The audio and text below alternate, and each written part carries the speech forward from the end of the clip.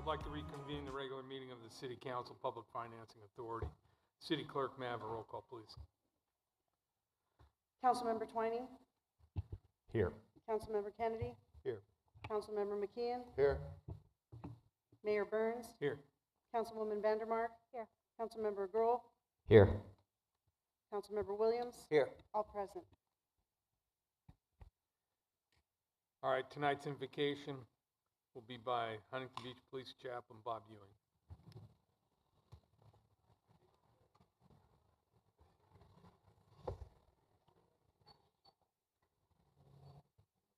Would you all bow, please? Gracious and loving God, we thank you for this evening and for the opportunity together in service for our community. We are especially grateful for the dedicated members of this City Council for their time, their commitment, and their willingness to lead. We also give thanks for the tireless efforts of the city staff whose work supports the well-being of Huntington Beach each day. We lift up our first responders, those who serve with bravery and compassion, and we ask for their continued protection and strength in all that they do. I ask you would grant Chiefs Parra and McCoy and their command staff wisdom and guidance. As this meeting begins, we humbly ask for your wisdom and guidance. Grant clarity, compassion, and courage in every decision made here tonight. May each voice be heard with respect, and may all discussions lead to outcomes that reflect the best interest of every resident in our diverse and vibrant city. Help us to choose not what is easiest, but what is right, and to serve always with integrity, unity, and love for this community we share. We pray this in your most holy name, Jesus. Amen. Please join me in saying the Pledge of Allegiance.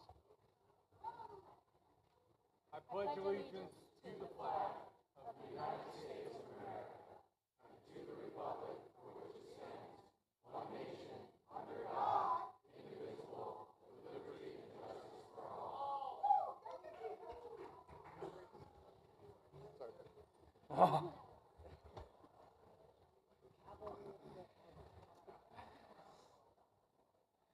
City Attorney, do you have anything to report from closed session? Thank you, Mayor. Nothing tonight. Council members, would anybody like to make any comments? Nope. City Clerk, do we have any supplemental communications? Yes, we have supplemental communications. For item number 12, we received one email. Item number 13, we received one email. Item number 14, one email. Item number 18, 5 emails. And item number 19, 2 emails. City Clerk, do we have anyone signed up to speak? Yes, we have 28 people signed up to speak.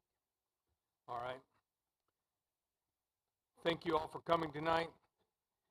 At the last few council meetings, behavior of members of the public has become unruly and has created such a disturbance that the meetings have had to be recessed and members of the public removed. It got so bad at the meeting before last meeting that we had to recess and ask the public to leave. As mayor and the chair of this meeting, I am advising the public that disruptive behavior that leads to disturbing or breaking up the meeting will not be tolerated. I'm also advising that the penal code provides that every person who, without authority or law, willfully disturbs or breaks up a meeting may be guilty of a misdemeanor. Yelling from the seating gallery, making crude gestures, or use of foul language at the podium from the seating area or within the council chambers is considered disturbing the meeting. If you want to be heard, please come to the podium for public speaking during public comments or fill out a blue request to arrange a meeting with staff or council or both. If it is determined that your behavior is disruptive to council conducting this city business, police are prepared to escort you out and you may be arrested. The way it's probably going to go down is if you keep on yelling from the gallery, I'm going to warn you once, or the police might have warned you, and then you'll be removed or arrested. Okay? I'll read the normal. Proper decorum at the city council meetings is imperative in order for the public to remain informed about issues pertaining to city's business. The public comments portion of the meeting is an opportunity for the public to be heard and address those issues in a public forum. Disruptive behavior impeding or delaying our ability to conduct the council's business will not be tolerated. California Penal Code Section 403 prohibits disrupting this meeting, and enforcement action will be taken for violations of this law. At this time, the City Council will receive comments from members of the public regarding any topic, including topics on the open session agenda.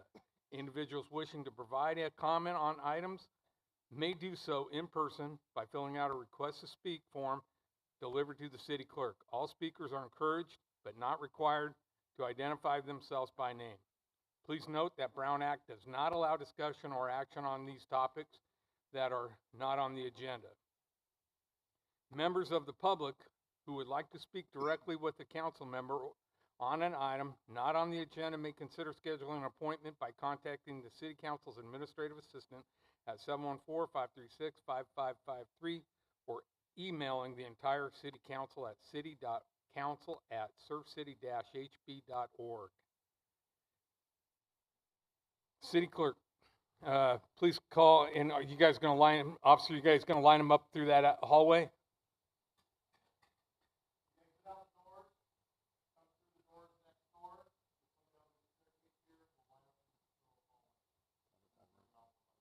All right, and we're going to call the first, we're going to call 20?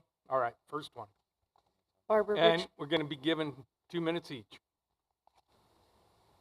Barbara Richardson, Don McGee, Mr. Amory Hanson, Savannah Finch, Joanne Sosa, Andre Takla, Brett Bush, Tim Geddes, Ann Palmer, Chris Reaney, Ken Inouye, Belen Smith, Perry Clithrow, Chris Cluey, Regina Blankenhorn, Russ Neal, Lupe Cardenas, Buffy Cheno,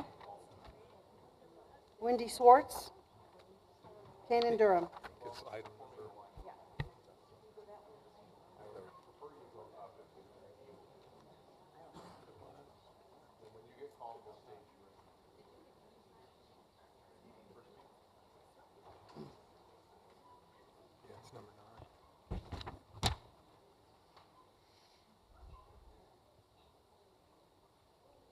May I begin? Please begin. Barbara Richardson, 51-year resident. I'm here tonight to remind all Huntington Beach residents that ballots for the library measures A and B will start being mailed out in May. The election will be held June 10th. Measure A asks, should the politically appointed Library Book Review Committee be abolished? Should librarians be allowed to order children's library materials, or should city government step in and have political appointees decide what books can and cannot be purchased for the library? I strongly suggest all library supporters to vote yes on Measure A. Stop government overreach. Let the trained librarians select books and let the parents decide for themselves what books they want for their children. Do not let an appointed committee decide what books should or should not be in the library. Measure B asks if residents should be allowed to vote before City Council can hire a for-profit private company to outsource library management. The library belongs to the community. The citizens should have a say in how it is run and what happens to it. I strongly encourage all residents to vote yes on Measure B.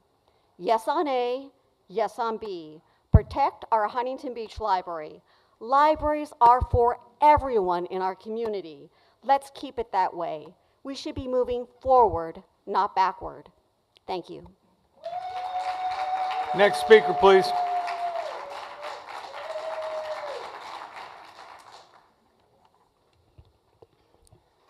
Today is Holy Tuesday, and after I finish speaking here today, I'm going to head to my church for Vesper services. This Sunday school teacher, this youth choir director, this VBS teacher, this Christmas pageant director is a believer, and I'm a big believer of separation of church and state. In my 34 years of public service, and that includes 20 years in the classroom, never did I bring my personal beliefs to work. I never crossed that line. However, you all are doing that. You are bringing your religious beliefs onto the community. What you are doing is un-American and unconstitutional. You are infringing on the democracies that this country espouses. I know you're not my religion, and that's okay, because that is what this country was founded on. This community, we have people who practice Judaism, Islam, Buddhism, Hinduism, different denominations of Christianity, atheism, and people who are agnostic. And that is what makes this community unique and diverse. And it is the beauty of the United States of America. Stop putting your religious beliefs onto the community and into our library. The library is an apolitical entity and open to everyone. Leave our kids alone by voting yes for parental rights and voting yes to keep our libraries public.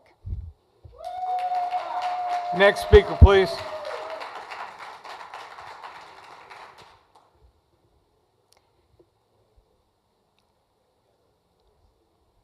You can begin. Okay.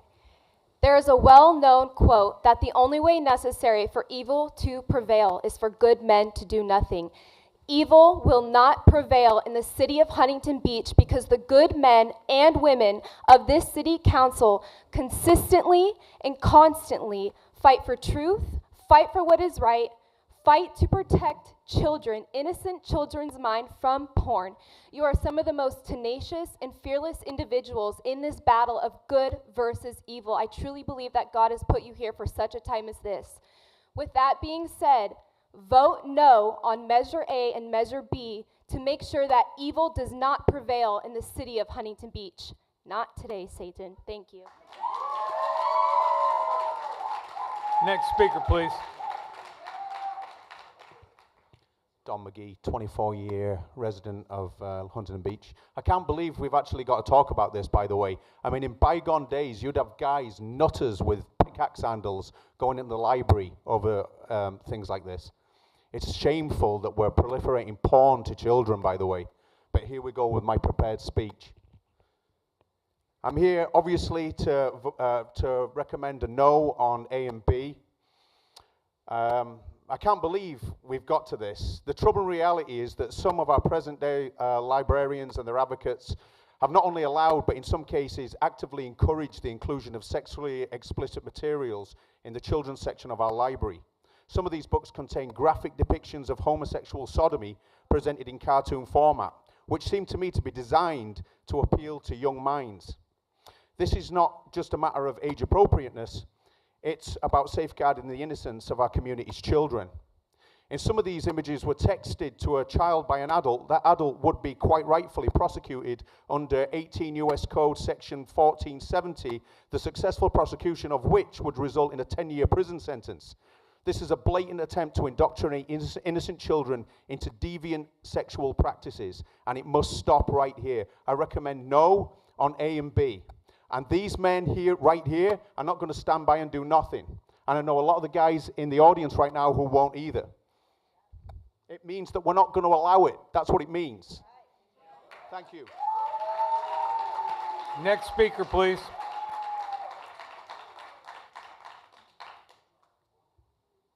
Go ahead. Thank you. Hi, I'm Andrea Takla. I'm here not to talk about politics, but to talk about something that I think unites us all, and that is animals and our ocean. I'm on the board of directors of the Wetlands and Wildlife Care Center. We're a nonprofit wildlife animal hospital here in Huntington Beach. We're on PCH in Newland. We have been bringing in and rehabilitating and releasing all sorts of injured, sick, and orphan wild animals from all over Orange County. But right now there's a pending crisis on our beaches. And the Wetlands and Wildlife Care Center staff and volunteers have been working nonstop to save seabirds suffering from domoic acid poisoning. This is the same domoic acid poisoning that has caused deceased whales and dolphins and sea lions to wash up on our shores. It's a neurotoxin that's produced by harmful algae in our ocean that multiplies quickly in certain conditions, and it accumulates in shellfish and small fish. And since March 17th, the Wetlands and Wildlife Care Center has taken in 151 patients suffering from the effects of domoic acid poisoning, the most common one being our brown pelican. And you can notice it that for the public, they're seizing, their heads are swaying and weaving back and forth. You'll find them in odd places, like in parking lots or on the freeway. The faster the seabirds can get to our care, the better chance we have of saving them. It takes a lot of fluids to flush out their system, and nutrients and warmth. So we need our community's help in getting the animals there. I want to thank HB Marine Safety for getting us pelicans, the residents, but also our neighboring cities that have an animal control, like Newport, Laguna and Seal Beach, Dana Point, and San Clemente. They've been able to bring us a lot of pelicans, and if you want to support our organization, we're having a big fundraiser on March 3rd. You can donate, wish list items. Thank you so much. She said it. Okay, that's at Newland and PCH. Thank you. Good luck. Next. Thank you, Mr. Mayor. My name is Mr. Amory Hansen. I'm speaking tonight in support of item 19, the Mayor and Councilman McKeon's item to create a League of Charter Cities. The League of Charter Cities is an excellent way to continue to fight against state overreach. I encourage all 121 charter cities to consider joining the League. Huntington Beach is going back to an era of strong local government. From Adelanto to Woodlake, Charter Cities of California, unite. Save the cities, save the dream. Once again, I urge a yes vote on item 19. Thank you. Thank you. Next speaker, please.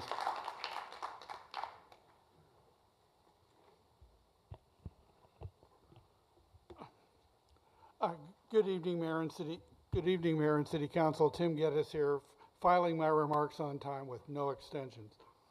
This council enjoys running the MAGA playbook step by step, trying to tamp down on public comments like last meeting when only 11 speakers were announced and only 2 minutes per speaker was allowed.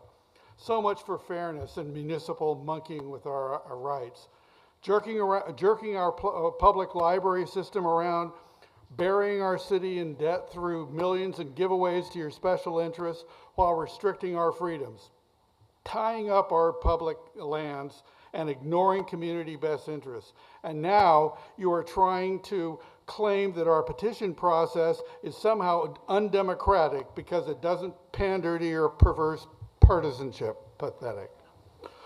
When you disrespected many of our residents, especially the LGBTQ segment of our community, by taking down the pride flag, at least you didn't replace it with something red and white or even red, black and white, not yet. But how about your latest ploy with the redneck charter city of Porterville in defying state government in many anti-community ways? Did you know that in 2008, Porterville had the only city in the entire state of California to openly support Proposition 8, and that their electorate voted yes by 75% on the anti-same-sex marriage legislation that was eventually overturned? Is this discrimination and open defiance of values in most of California? Is that what charter cities want to be defending? Are grievances and recriminations all you got? Have you no sense of decency? You certainly have no pride. Yes on A and B. Next speaker, please.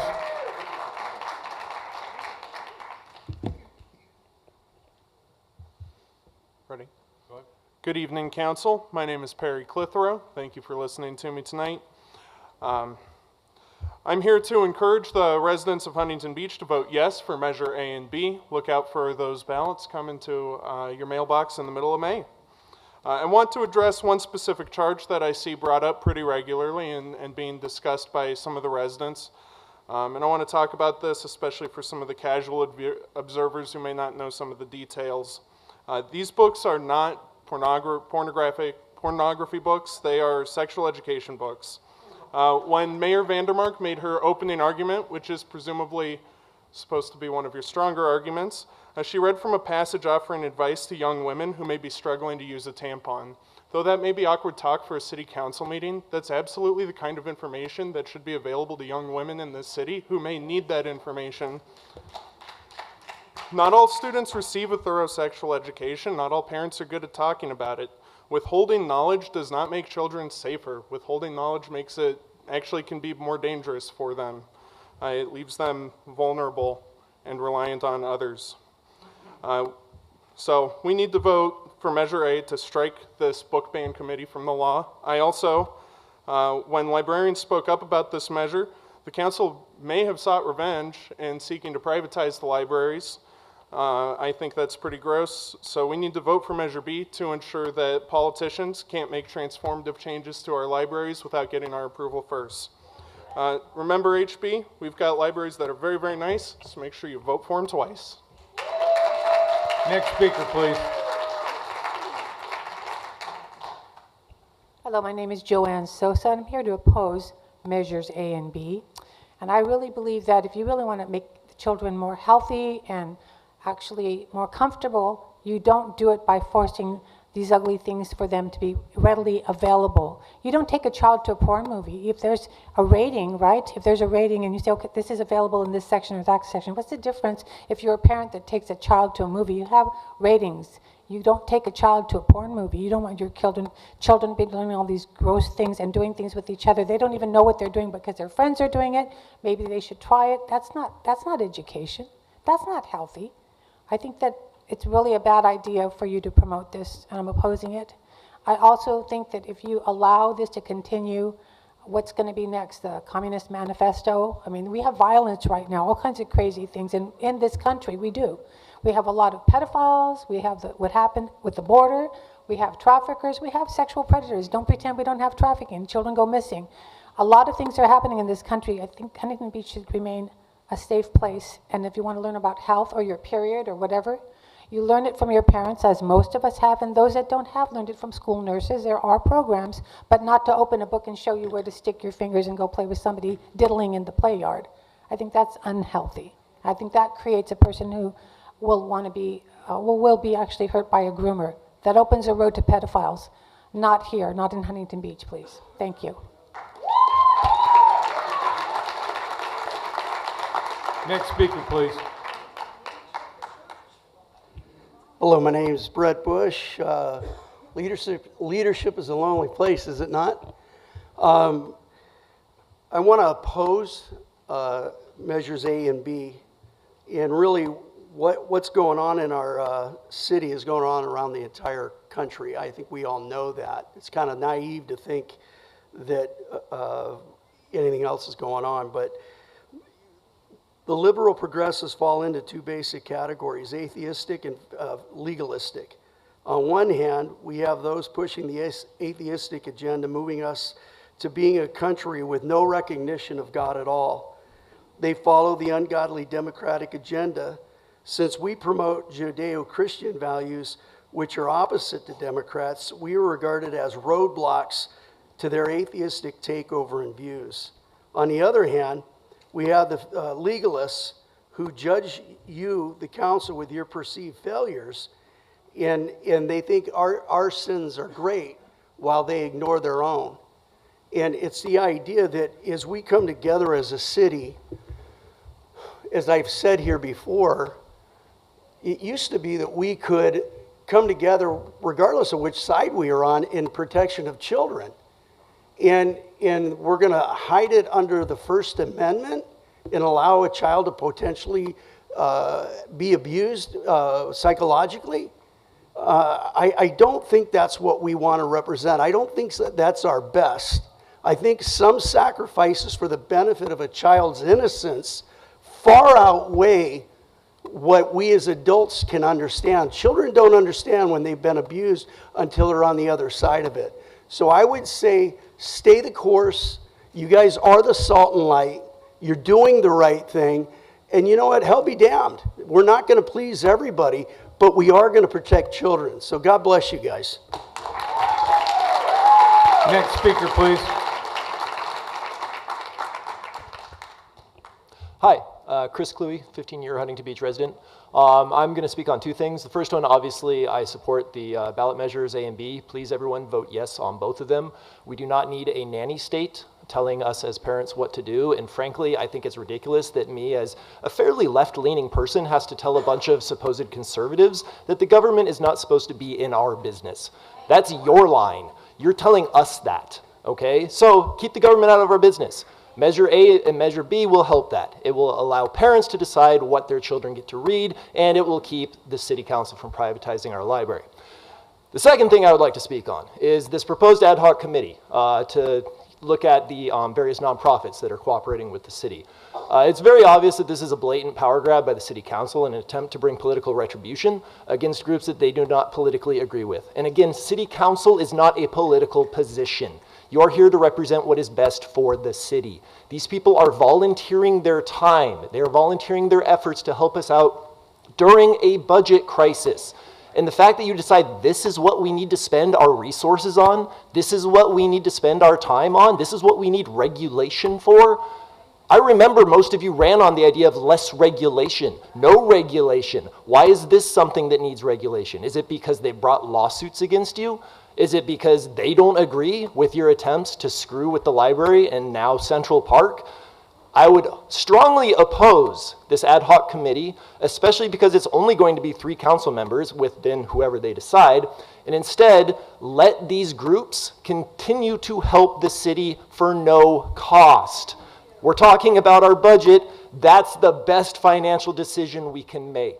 So please go back to a Huntington Beach agenda and not a MAGA agenda. Thank you. Next speaker, please. Hi there, I'm on a personal level here. Good evening, council members. I'm a resident of Huntington Beach and I live behind Walmart. Mayor Burns, thank you for responding to me back in January via suggestion of a friend of mine, Paul LeBaron. Council Member Vandermark, you met with me in February regarding the noise coming from the back of, or from the rooftop of Walmart behind my residence. Since then, the box, accentuation boxes that were supposed to help the noise level have been installed, but it made a minimal to no difference. When I try to reach your office, I don't get a response back, and I've emailed and I don't get a response, and I heard that the email gets forwarded to a staff, somebody else on the staff. I just want to be able to talk to you. This was the only way to find you. So I would still like to continue that issue with Walmart because the Sprouts that opened up down on Magnolia and Talbert, they put up this sound barrier that I've stopped at the neighborhood and there's no sound behind that residence. And I'd love to be able to open my windows and hear no refrigeration units. I'd love to be able to sleep at night and not hear the annoying sound from those refrigeration units. And Mayor Burns, you saw how difficult it was to get a hold of anyone at Walmart at the corporate level. So if I can continue to get help from your code enforcement unit, even though I know Walmart is not in any, they're still under the decimal level. But all right, man, if you can, there's blue slips out there so we can get a hold of you, because, oh, you have a contact, but still, fill out a blue card because I haven't gotten anything from you, and I apologize for that. And we'll get back to you.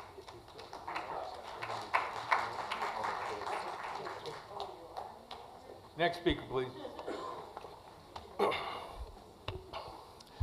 Good evening, Chris Rini, Huntington Beach native resident. Yesterday, I opened up my Facebook and saw a lie being perpetuated that librarians are purveyors of pornography. They are not. Books on puberty do not constitute the legal definition of pornography, namely the depiction of erotic behavior intending to cause sexual excitement. In other words, puberty books are not alluring. Puberty books do not pass the Miller test as used in court, which I'll talk about another time. Besides that, it would be illegal. It would be illegal for publishers, bookstores, libraries, librarians, and by extension, this council. Council members we prosecuted. I don't believe that has happened. If people find books on puberty that are medical to be suggestive and or disturbing, perhaps that reflects upon you. Now, what I am here to talk about is agenda item 18. I'm concerned about it as it appears to be a measure to intimidate volunteers of Friends of the Library, Central Park Collective, Shipley Nature Center, the American Legion, and the Tree Society. Now, there are over 800 library volunteers. I found 39 nonprofits in a 1-minute Google search last night, and to say nothing of all the churches participating in the Serve HB prayer meeting tomorrow morning. Churches are normally 501c3s. Who's going to reach out to all of the churches in Huntington Beach to make sure that things like prayer breakfasts, interfaith, and ecumenical things with the city are all on the up and up? For a council that wants to run Huntington Beach like a business, why are you threatening your ROI and your volunteer database with what feels like bullying? For a group that wants to limit government, why are you expanding government overreach? I get it, the loss of institutional knowledge when you lose staff members who have been long serving is difficult, but an ill-defined agenda item is not the way to fix it. And on that note, vote yes on measures A and B on June 10th. Thank you. Next speaker, please.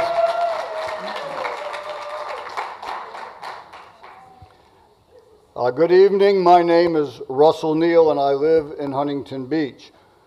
Those who would rob us of our freedom and bring us into slavery know that this must be accomplished in 2 steps. First, they introduce anarchy to destroy the existing social order. Then they bring in tyranny as the supposed cure. Their primary tool for introducing this anarchy is pornography, the writing of horrors. To break the family-based system of social order and self-government, which is the foundation of our system of political liberty. Family breakdown leads to all manner of anarchy, which is then used to justify the imposition of tyranny. Pornography is thus not just a private vice, but a tool of political subversion.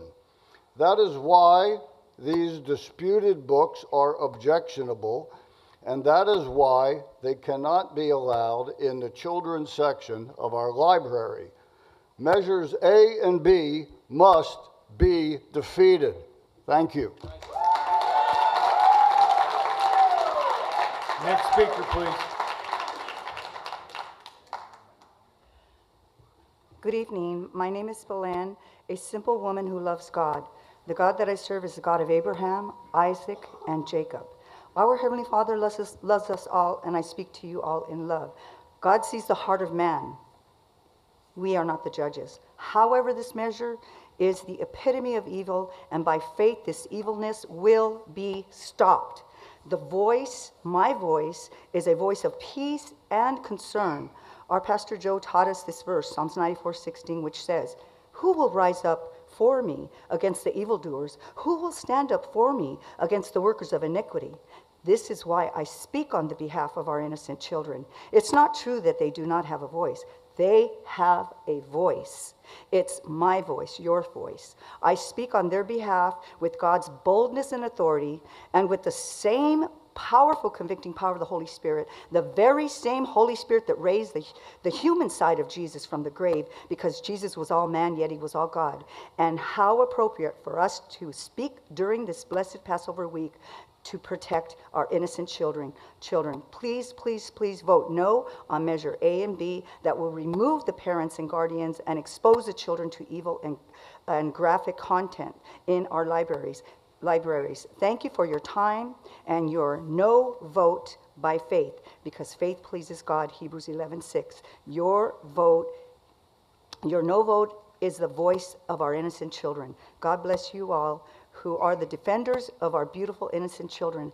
Thank you all, and God bless you. Thank you. Next speaker, please. Hi, Ann Palmer, longtime Huntington Beach resident and advocate. I'm here to support number 19, item 25-295, to pursue the establishment of a collaborative program with charter cities. A better organized collaborative association between charter cities and California is long overdue.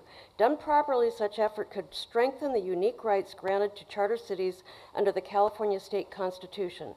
Such association may support better local governance in such areas as zoning, planning and development, law enforcement, municipal election administration.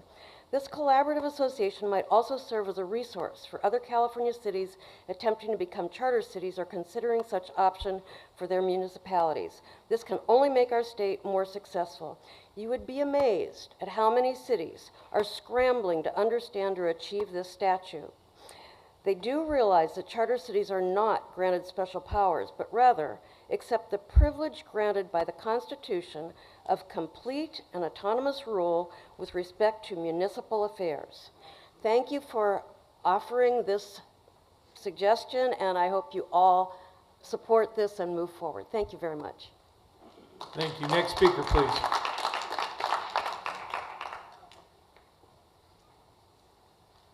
Good evening. My name is Kenny Noah, and I'm also here to speak about the charter cities. I believe that the charter city group, there's over 100 charter cities in the state. I believe that this group will give the economies of scale. It will give the opportunity, more of an opportunity to really question the authority of the state over charter cities.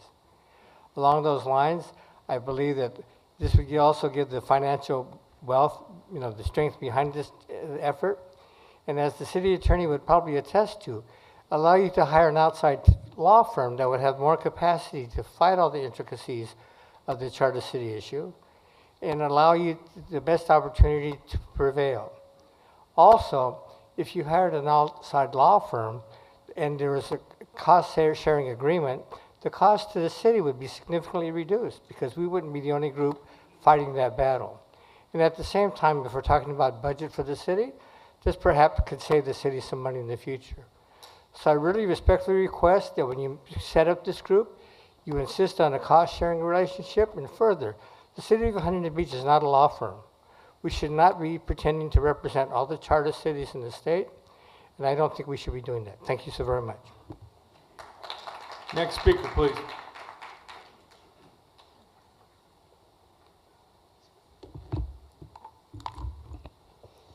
My name is Wendy Swartz, and I am a 60-year resident of Huntington Beach, born and raised there. I am here on behalf of the Glenmar Tract, in which some of my, hands up, those people are here that live in the tract, who I'm up here representing. Gracie, you have been around, I think, long enough to know the fight that we're trying to fight has been going on since Patrick Brendan was on the council, and he was able to get the project moving forward. It started in October 2018. We have a service wall. It's called the Glenmar Wall. It's been on your guys' project list as a beautification project. And we've been told several times throughout the last 6 years that we got the money for the project, it's going to progress, and then I would get a call saying they had to move the money somewhere else, and that's been happening year after year after year. So we have a project wall that's half done. The portion that needs to be done, you guys will see I emailed all you guys the pictures and videos. The portion that needs to be done is from the fire station on Bouchard up to Adams, and then from Adams to Don Jose's. That's it, and that will make all these people so happy. We have all pitched in to plant the planters. I personally paid over a few $1,000s to powder coat the letters, things like that, that they're all personally very, very involved in our tract. And by the way, at the Elks Lodge a couple weeks ago, you guys were amazing sticking up for us on another situation that happened, and I've never seen so much passion and commitment from a city council on another subject. So I'm hoping that you guys take this one seriously, and let's finish this project and make these people happy, as well as myself. I'd like to see it done before I die. It's been 6 years, and hopefully it won't be another 6 years. Okay. Thank you.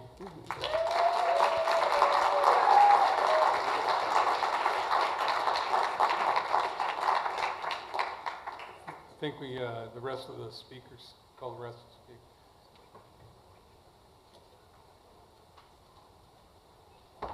yes. Heidi Vea, Ala McCura, Pat Goodman, Bethany Webb, Heidi Barlow, Patty Pappas, Sylvia Shabbat, Vivian Potter, Natalie Mosier.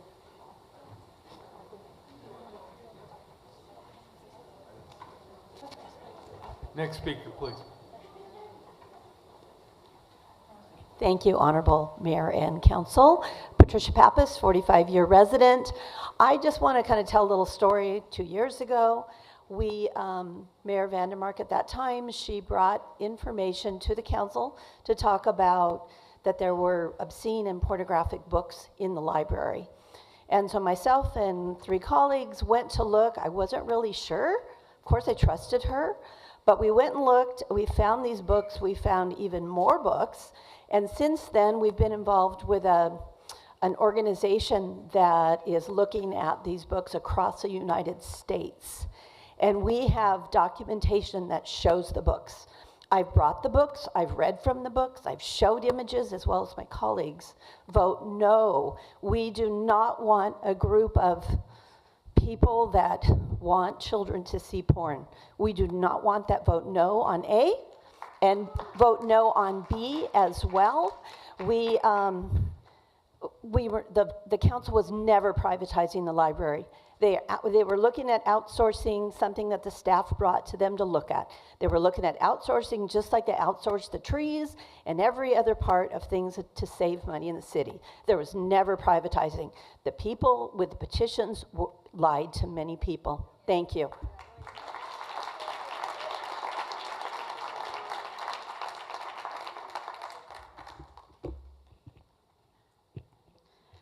Emily S.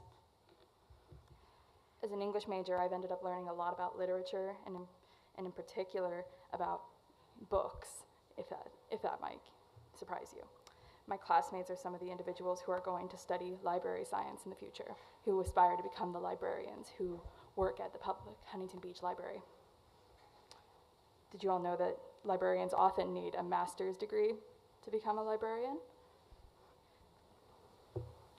I would argue that those who spent years in school trying to study to become what they have are much more equipped and adequate for the position of choosing what books than a random committee formulated by a conservative council that has a vested political interest in banning books about queer rights, women's rights, and POC rights. Just a reminder for those in the audience, the Nazis are the ones that wanted to ban books. Vote yes on A and B. Next speaker, please.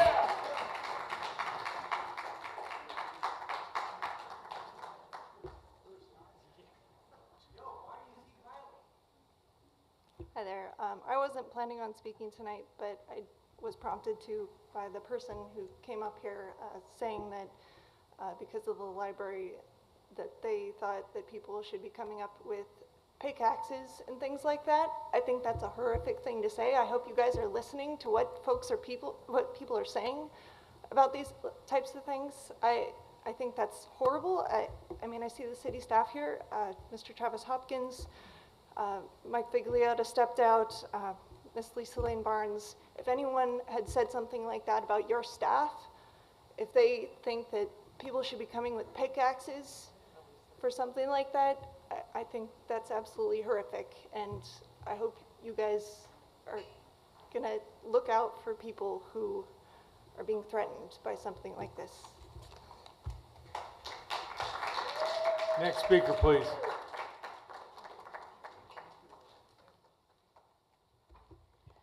Good evening, City Council, and good evening to the cheering section.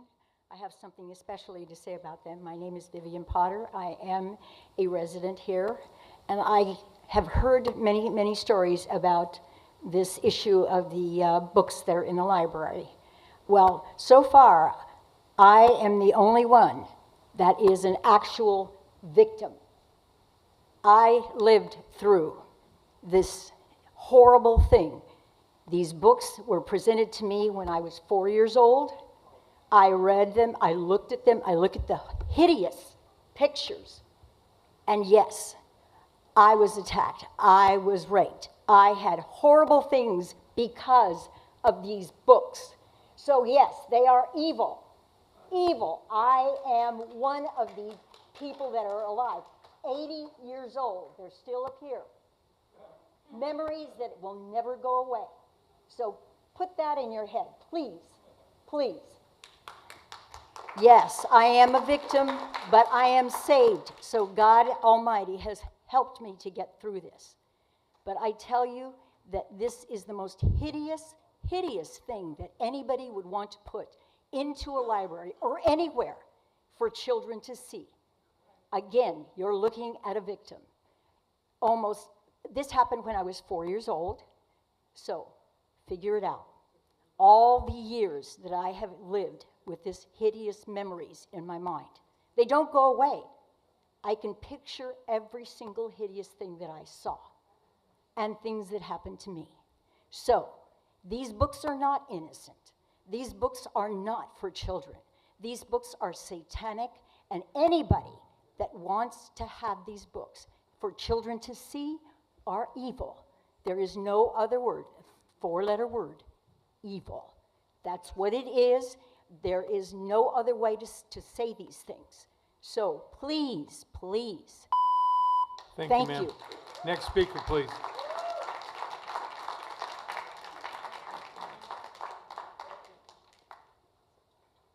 Good evening.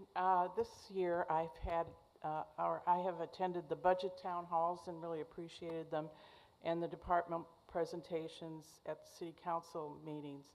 And the information they provided about the city budgets, services to the residents is great. We all know that there are projected budget deficits looming in the coming fiscal years. And the council is right to look at and foster discussion about new sources of revenue. One concern I've had in discussions is that estimated revenues are spoken of without mentioning, in some cases, related expenses or expenditures and what the net impact is to the general fund. I'd like to hear and see related cost projections to any new revenue sources in order to understand its impact on reducing deficits.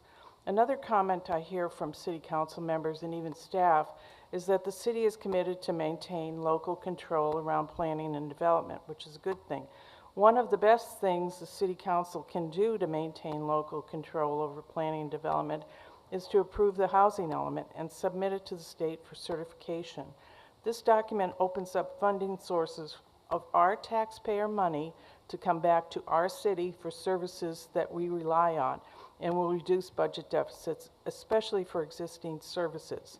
You and the council can still file lawsuits against the state regarding the regional housing needs assessment. Cities have been producing housing elements since the 60s and control of their planning and development. This isn't anything new. The draft housing element on your shelves identifies how the city can plan for meeting its allocation of 13,000 units. At least a third of it is above moderate or market rate housing, moderate and low-income housing. For all of those, thank you. Next speaker, please.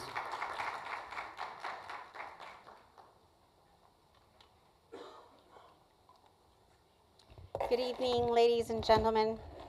My name is Heidi, and this children's ministry director, this VBS leader, this mother stands no for measure A and B. It's called common sense. I will do whatever it takes to protect our children. I will inform every single parent in Huntington Beach the truth about measure A and B. I will go door to door and knock on every single door and talk to the parents and let them know what really is going on in the library and why we need to stand for truth. And I keep hearing, keep government out of our business. The thing is, the government is my business. Vote no on measure A and B.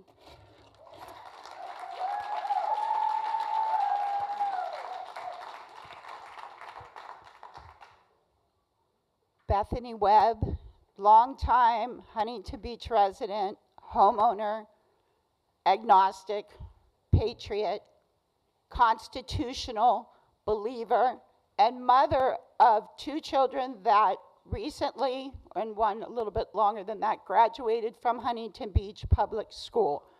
Went to the library, went to college, no trouble, either one of them.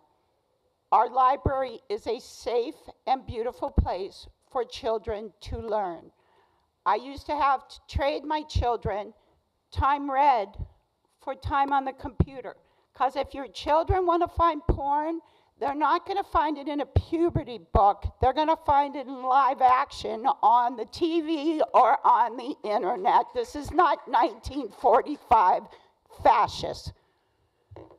Number 2, I want to talk about what are they really hiding, though? What are you guys hiding? Okay, because you know that the library is popular with the residents here. Y'all lied to get elected. Every single one of you. Measure U wasn't about the library, Save Our Library. The other 3 library champions, no, you're not. You know you weren't. What are you hiding?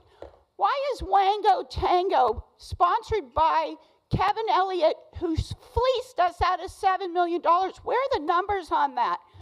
And congratulations for Huntington Beach losing the surfing and the volleyball. They won't come to the Olympics. The Olympics won't come here because you guys have made us a city not to be seen by other countries and other states say this is a city that we do not advise you to go to. You spent $23 million. We had a $15 million surplus. We have an $8 million deficit. You guys have gone through $23 million, and now you want another $1.5 million to put this on, yes, on A and B.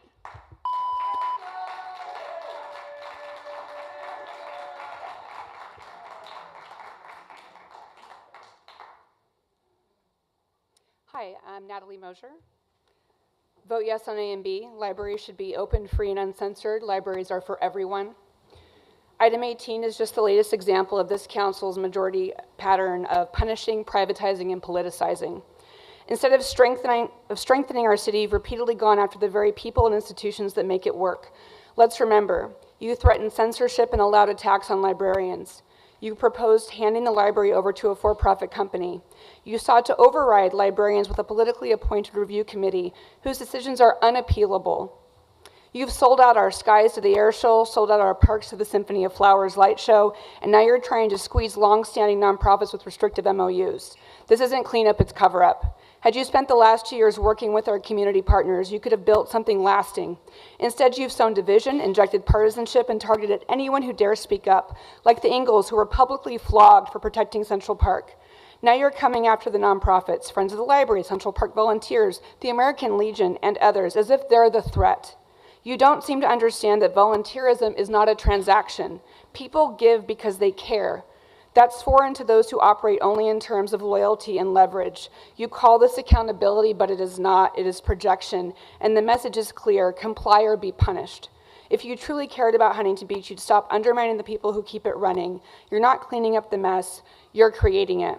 Earlier we heard we are called to be salt and light, to preserve what is good and to shine light where there is darkness. Censorship of books does neither. It is an act of fear, not faith, of control, not courage. Let's be clear, removing books because they challenge us or reflect diverse experiences or educate young people about their bodies does not protect children. It robs them of the tools they need to grow with wisdom and compassion. We must be salt, preserving the truth, and light shining to every corner of this community, even when it's uncomfortable. That's how we raise critical thinkers and not compliant followers. Yes on A and B.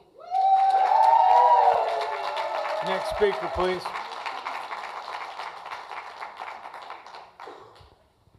Heidi Bea, lifelong resident of Huntington Beach and mother of 4 beautiful children. Surely everyone in this room is against the sexualization of children, right? We're all against that, right? We're all against that. So the only difference is, what is the sexualization of children, right? A bunch of us in this room see the material that's being prepared for the consumption of children and see a major problem. We see a lot of nasty images. We view the sexualization of children. And you guys don't. You guys think it's perfectly acceptable what's going on. So where's your line? I want to know where your line is. Where's your line? What does the sexualization of children look like if this is not it? What does it look like? Do you guys even have a line? What's your line? I want to know what your line is where it goes too far. Would you guys support Drag Queen Story Hour at Huntington Beach Library? I was wondering. Would you guys be all about that? And why are you guys so against parental involvement? This is about parental involvement, and you guys, several people have come up here and lied. Heidi, if you can just address us. Okay, sorry. Several people have come up here and lied and said that this was about, that they were trying to protect parental involvement, and that's not true. They are against parental involvement.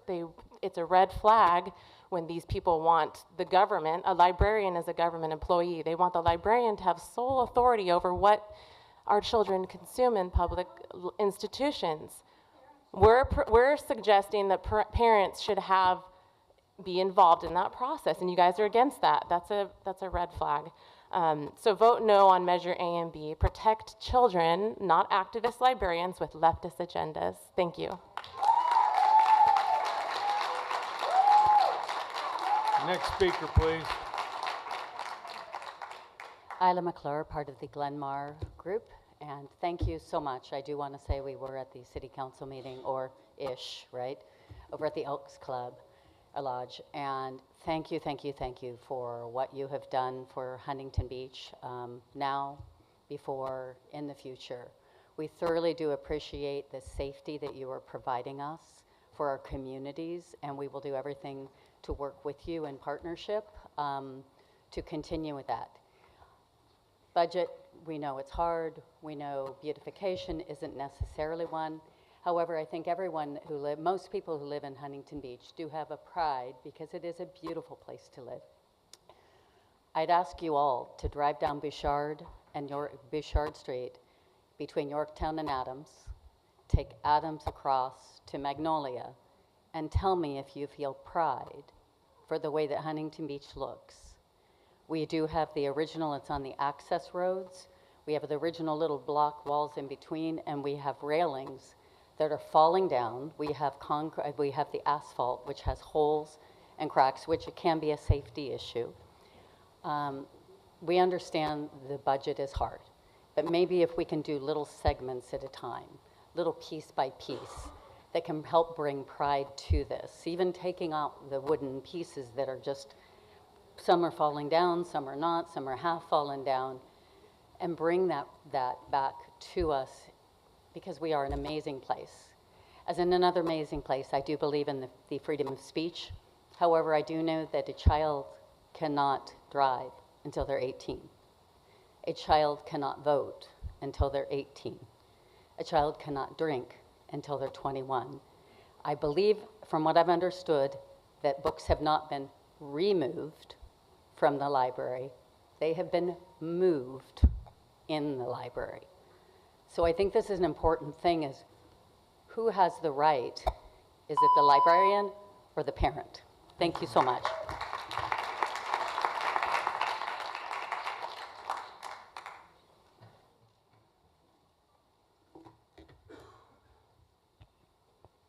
Good evening. Hey, how about that news that Huntington Beach was not awarded surfing or volleyball for the Olympics?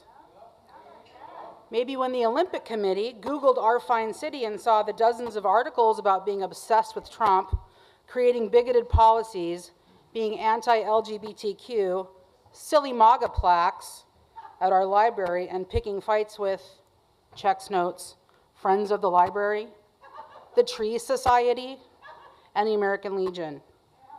Maybe then it became clear that the city was not welcoming, inclusive, or had the vibe that the international athletes would support.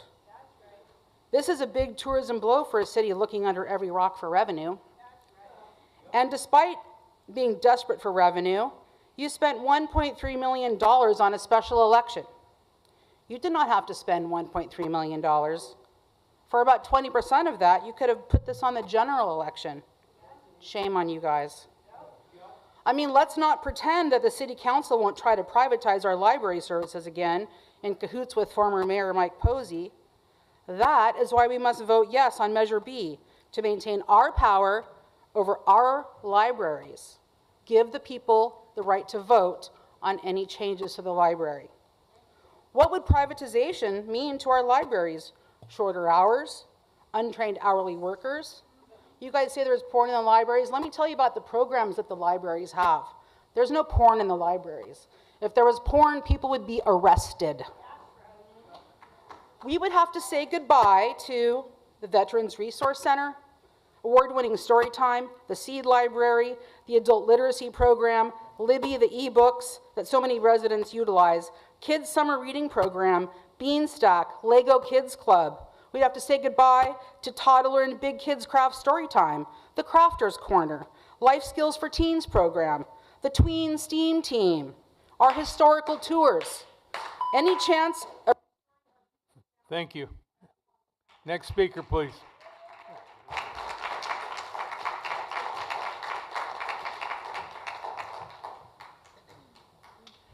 Hi, my name is Sylvia. First, I want to say thank you to Chad, Gracie, and Butch. You guys are superheroes. I have so much respect for you guys. Thank you. I've been a teacher for over 20 years, and I've taught kids of many different age groups. And I want to first say that there is no such thing as separation of church and state. It is not written anywhere in the Constitution. It is not in the Declaration of Independence. It is not in the Bill of Rights. Where it came from, in case some of you haven't heard, it was that Thomas Jefferson wrote a letter to a Baptist minister about a certain complaint that the minister had, and Thomas Jefferson mentioned separation of church and state, but the message he was conveying was that the state should not interfere with the church's business and not the other way around. So this has been misconstrued for a long time. You can go ahead and look that up if you want to, no worries.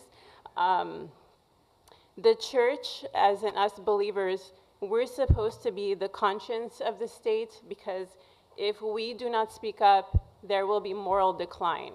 And that's why I am supporting protecting our children. I say no on measures A and B. I personally have seen some of these books that are in the libraries. I've flipped through the pages. I've seen the pictures. I have seen things about oral sex. I've seen things about gay sex. So apparently a lot of you have not seen this, so you're assuming that they're not pornographic, but they actually really are. And you know, a 5-year-old doesn't need to be exposed to all this stuff. So, okay, thank you. Next speaker, please.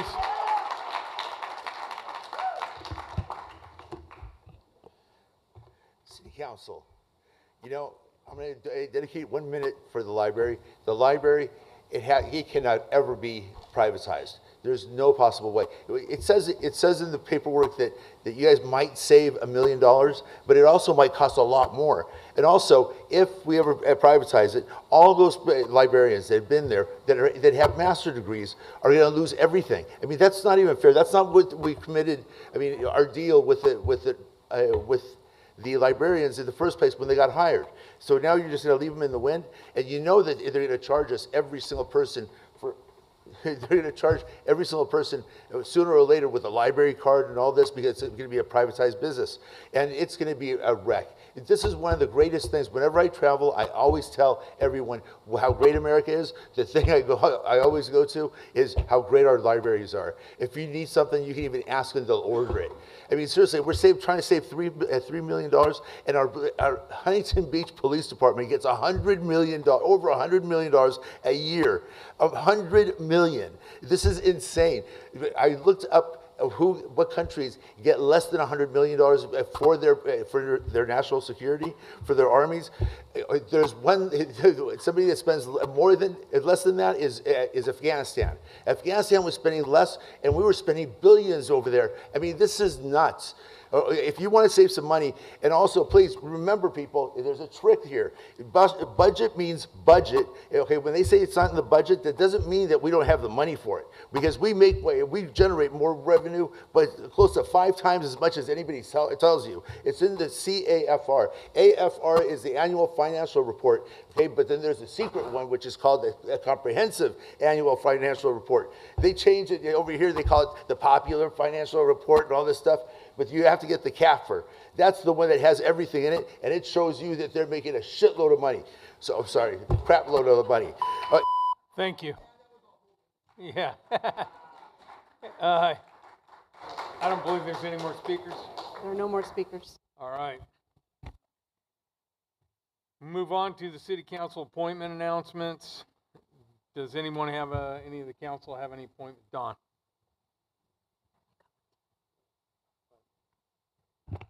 For the Finance Commission, I'll be appointing Austin Edsel. Gracie? And I'm appointing Lauren Gruhl to the Library and Community Services Commission. Anybody else? All right, move on. AB 1234 reporting. Does anyone have anything to report? Hearing none. Does anyone have anything in the openness of negotiation disclosures? Nope. All right, city clerk. We're going to do the lottery, this fireworks lottery. Yes, Mayor. We're going to do the fireworks lottery. Yeah. So I'm going to do a PowerPoint before we get started.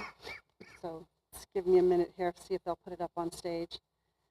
Excellent.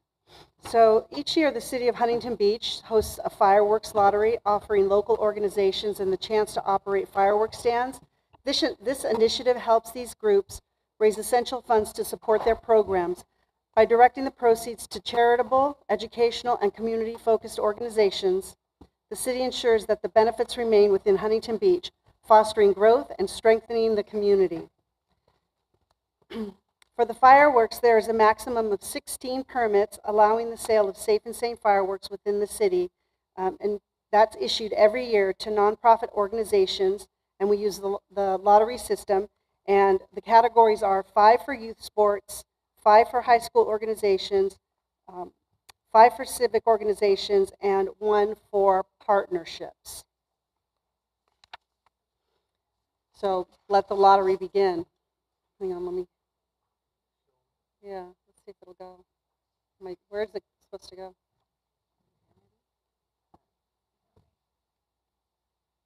Somebody else get it go? Okay, do the next one.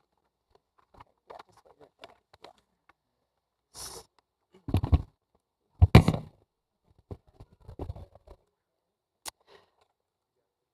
Okay, now it's going to work.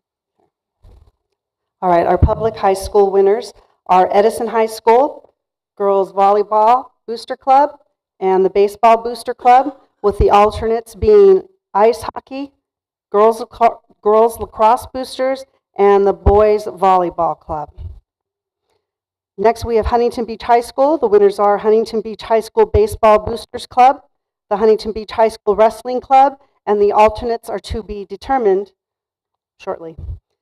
The next, we have Marina High School winners, aquatics, and that group encompasses the swim, dive, boys and girls, water polo, and their alternates are beach volleyball and booster club, boys volleyball booster club.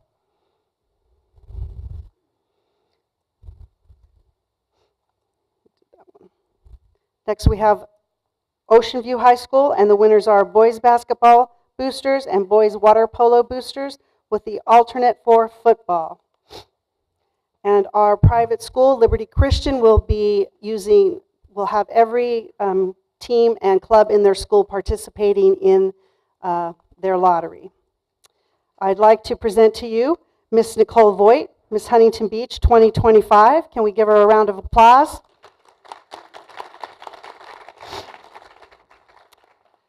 We also have our city partnerships lottery, and per our resolution number 2024-08, that is a group that is for organizations that have an MOU with the city and raise money and specifically donate it back to the city.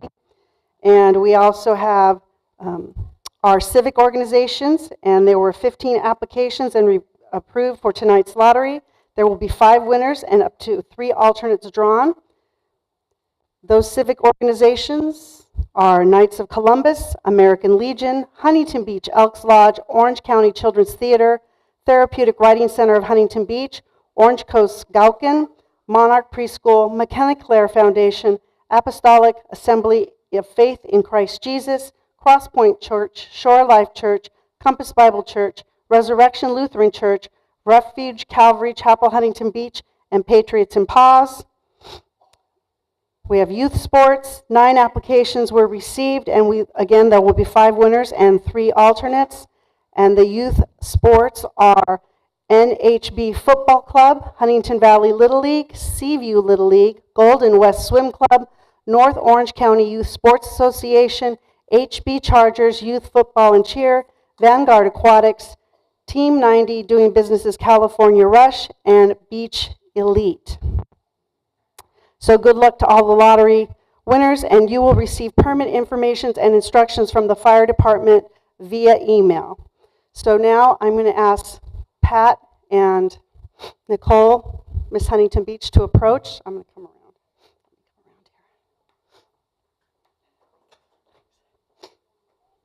Okay, this is what we're going to do. Let me get my...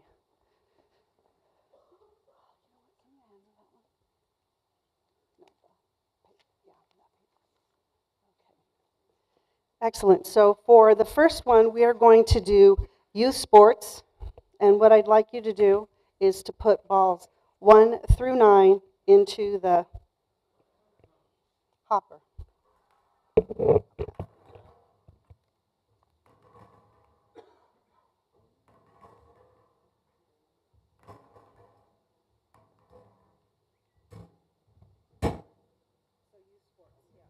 So roll it, wait. Roll it towards you twice, and then roll it. So we can get mixed up, and now we're going to roll it and get a good roll. Roll it. It's good. Just put it hanging down at the bottom. Yeah.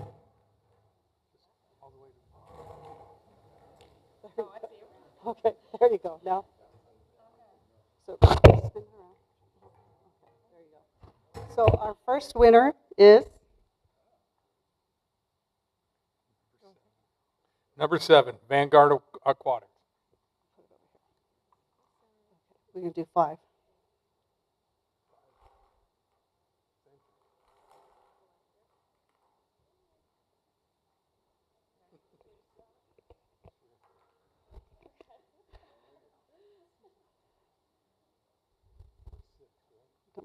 Number 9. 6. No, number 9. Number 9, Beach Elite. See, it's at the top.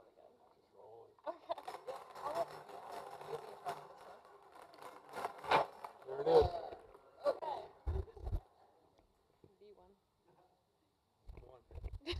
NHB Football Club.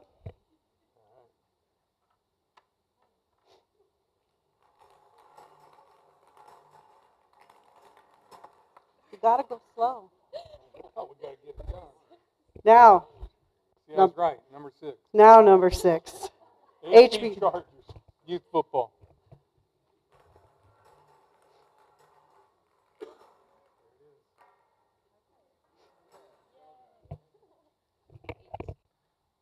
Eight, Team 90 Incorporated, DBA, California Rush.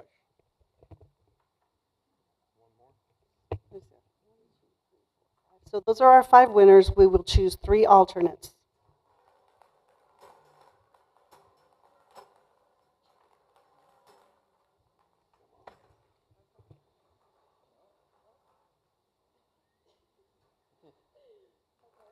Number 3.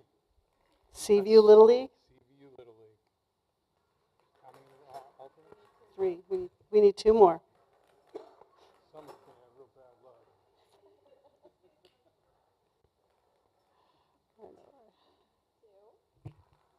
Number 2, Huntington Valley Little League.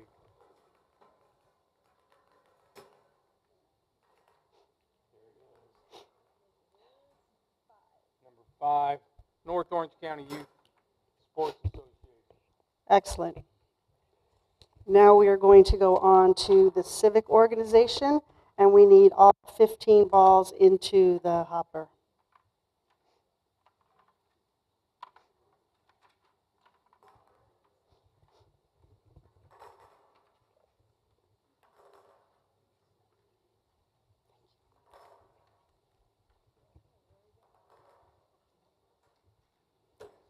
Okay, we're going to do the same thing.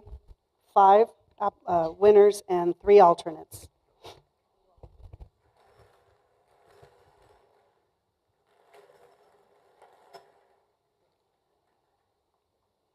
Number 14, Refuge Calvary Chapel, Huntington Beach.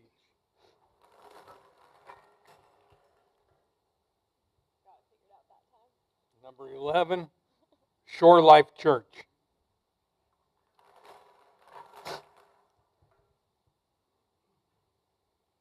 Number 6, Orange Coast Gakuan.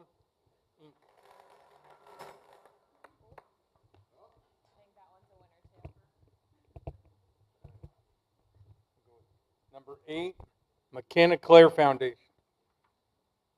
Number 13, Resurrection Lutheran Church.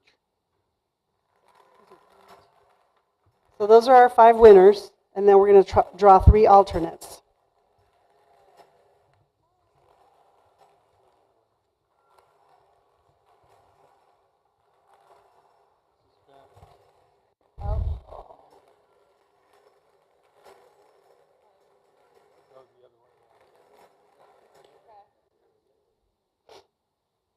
Number 3, Huntington Beach Elks Lodge.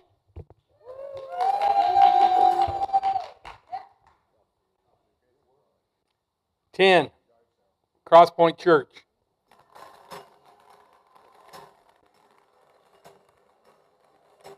I think I have to turn it the other way, maybe. Okay, now go back.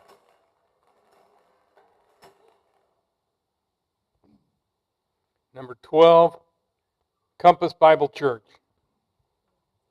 All right. And I just want to make one other announcement that for our civic organization, Huntington Beach Council on Aging will be awarded that application or that permit for fireworks. And thank you to all of our winners. Thank you to everybody for participating. Congratulations. And again, you will hear from the fire department tomorrow at some point. Thank you.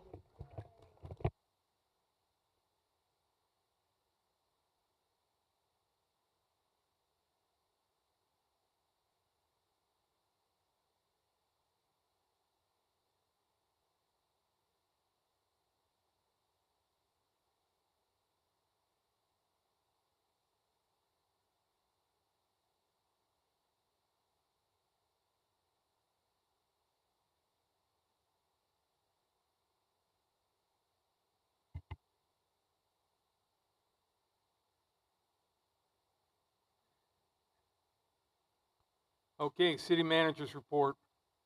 Thank you, Mayor and City Council. We're going to continue tonight with our department services and budget overview.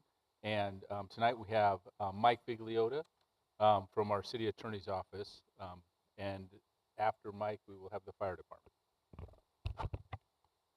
Thanks, Travis, Mayor, Council, for the opportunity to briefly speak about the city attorney's office and do this overview for you.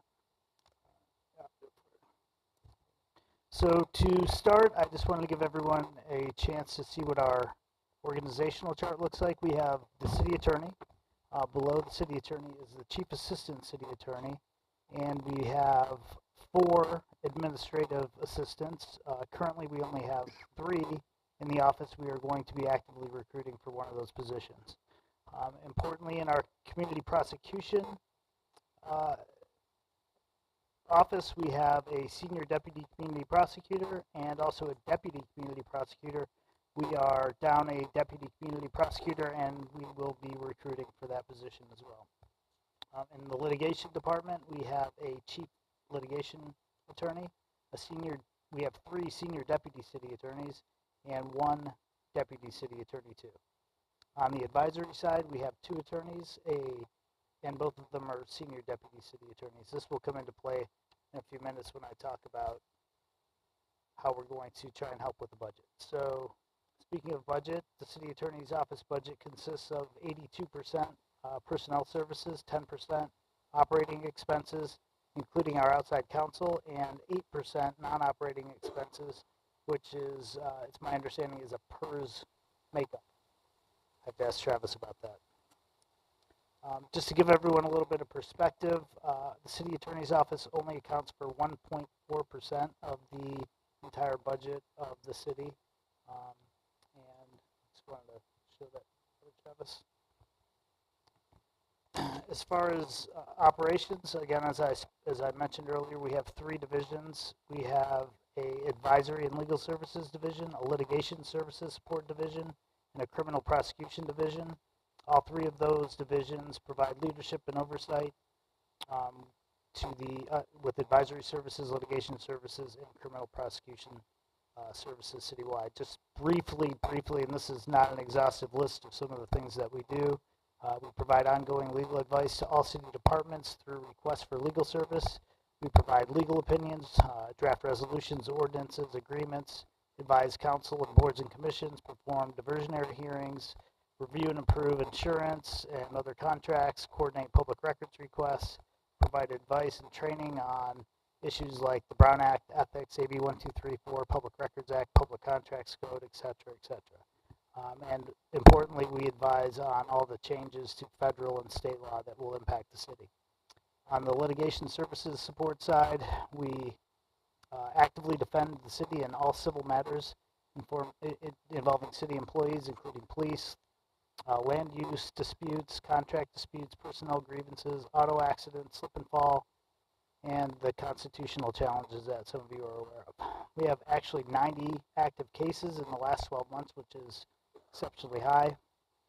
We do actively pursue relief on behalf of the city in the way of injunctions, collections, subrogation, writs, appeals, and amicus support. We represent and defend the city staff at depots, third-party litigation, etc. We also perform civil citation hearings throughout the city and defend civil citation appeals in court. And we process and review all subpoenas. Importantly, on the criminal prosecution side, this is where we help with quality of life issues in the city. We actively prosecute misdemeanor penal code and code violations that occur in Huntington Beach. Our prosecutors work closely with the police department and the DA's office on investigations and prosecution of misdemeanor cases. We have had over 1,300 cases referred from the police department for prosecution in the last 12 months. And as well as prosecuting, we provide legal advice and opinions and training to law enforcement personnel. On the operations and performance side, got it? Oh, thanks, Travis. Just by way of background, in 2022, we sued the Department of Finance and were able to win, recovering roughly $33 million on behalf of the city. We recently settled with Amplify Oil for $5.3 on behalf of the city, recovered approximately $435,000 in attorney's fees and costs on behalf of the city in 2024. And in the last 12 months, we are handling as many and nearly all the lawsuits in-house, saving taxpayer dollars, 90 plus cases in fiscal year 2024-25. We provide consistent enforcement of all city ordinances, often having to go into court and get orders for enforcement, provide hundreds of legal opinions, countless hours of legal counsel to the city and city staff. We managed civil citation hearings, responded to over 600 requests for legal service. Again, this is in the last 12 months. 600 requests for legal services, 220 public records requests.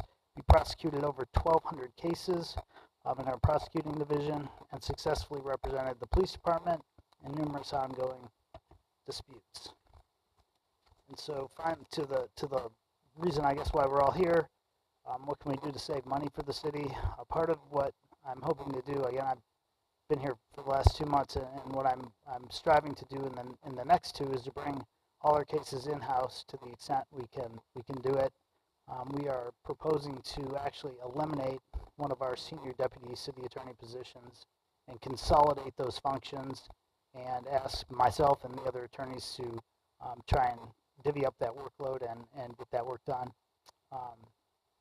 And we are going to, in addition, combine the function of the chief assistant city attorney and the city attorney, both of which I was able to, I was doing in my past life.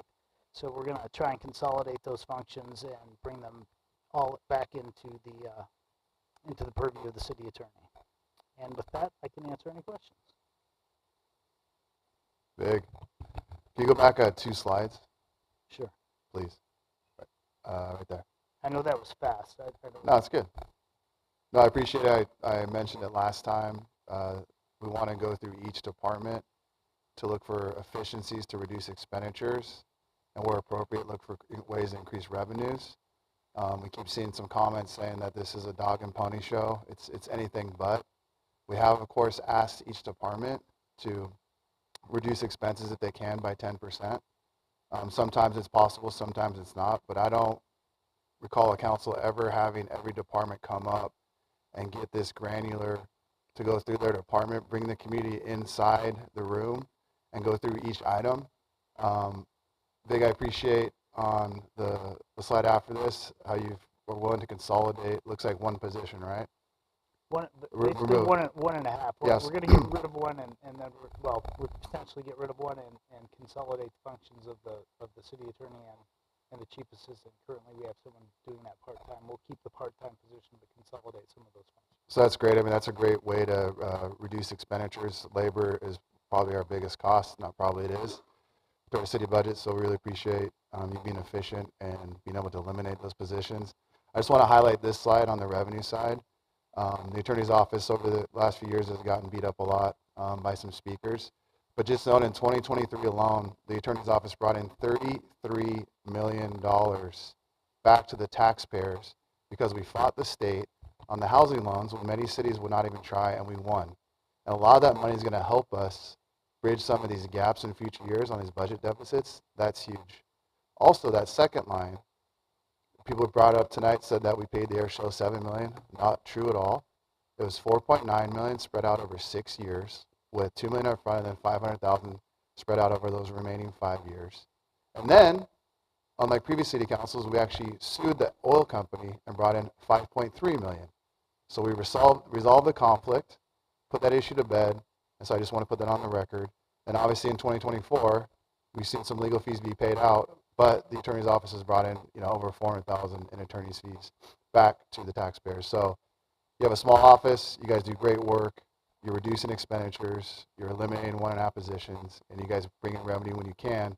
And the examples of the revenue you guys brought in is because we actually fought and just did not roll over. So thanks, Mike.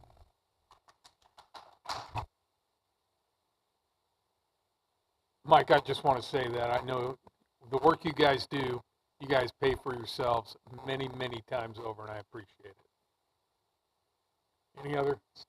Anybody else? All right, then we shall move on to the next. There's another one, right? Yes, thank you, Mayor. We will have the fire department tonight, and our chief, Eric McCoy, will provide the fire department.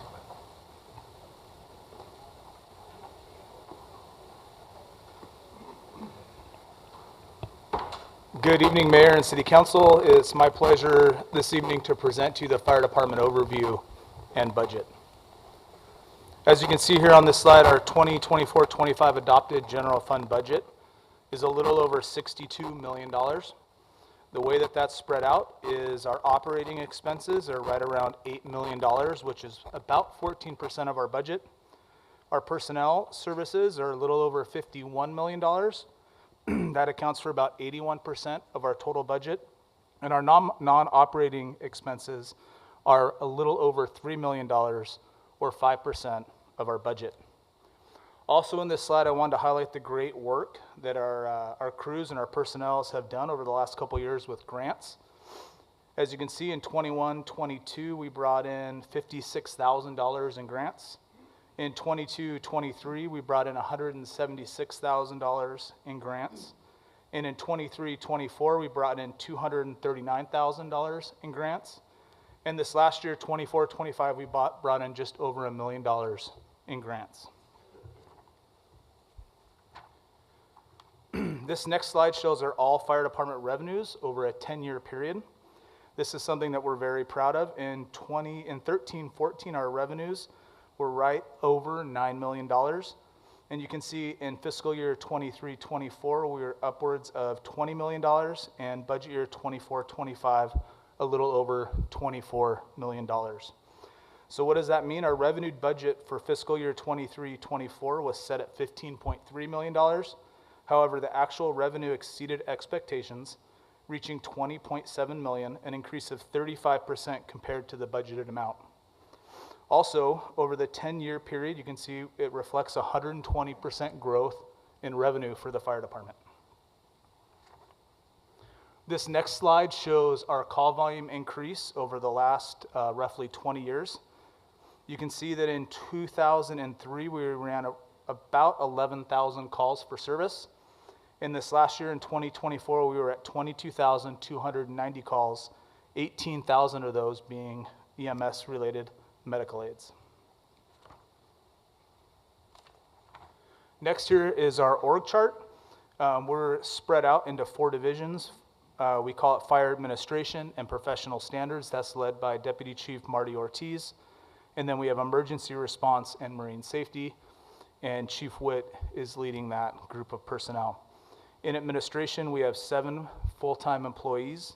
In professional standards, we have 16 full-time employees. In emergency response, which is the actual fire engines and the folks in the stations, we have 158 full-time employees. And then in our marine safety division, we have 20 full-time employees. And just to note, one of the things that's usually not reflected on the org chart is our marine safety division. Right about now is when we start bringing in our recurrent lifeguards that are out in the lifeguard towers, and we bring in about 200 recurrent lifeguards each summer. To give you a highlight of our divisions and services, fire administrations, they provide management, research, clerical, financial, and record support for the fire department programs. They establish and modify fire department strategies, tactics, and policies. They administer the Central Net Operations Authority, which is a joint powers program we have with the City of Fountain Valley for firefighter training. And they're also a member of the Metronet JPA, which is our dispatch center. We're also members of the Orange County City Hazardous Materials Response Team. We're one of the 2 provider agencies with the City of Anaheim. Our Community Risk Reduction Division, they enforce local, state, and federal codes to reduce the loss of life and property from preventable fires and other emergencies. They provide comprehensive inspections, plan reviews, public education, fire investigations, and public engagement. They work closely with the local businesses and community and other city departments, and with our fire companies to ensure the safety of residents and response personnel and to protect the economic well-being of the city. Emergency response and marine safety. They provide a professionally trained and well-equipped emergency force for fire, medical, rescue, hazardous materials response, and marine safety. They conduct annual life safety inspections. They do our education programs, fire service training, apparatus equipment, and fire station maintenance. It includes the emergency management and homeland security that's down in the basement in our EOC at City Hall. And they provide year-round emergency response to the city's beaches, harbors, and offshore areas. Operations and performance data from calendar year 2024.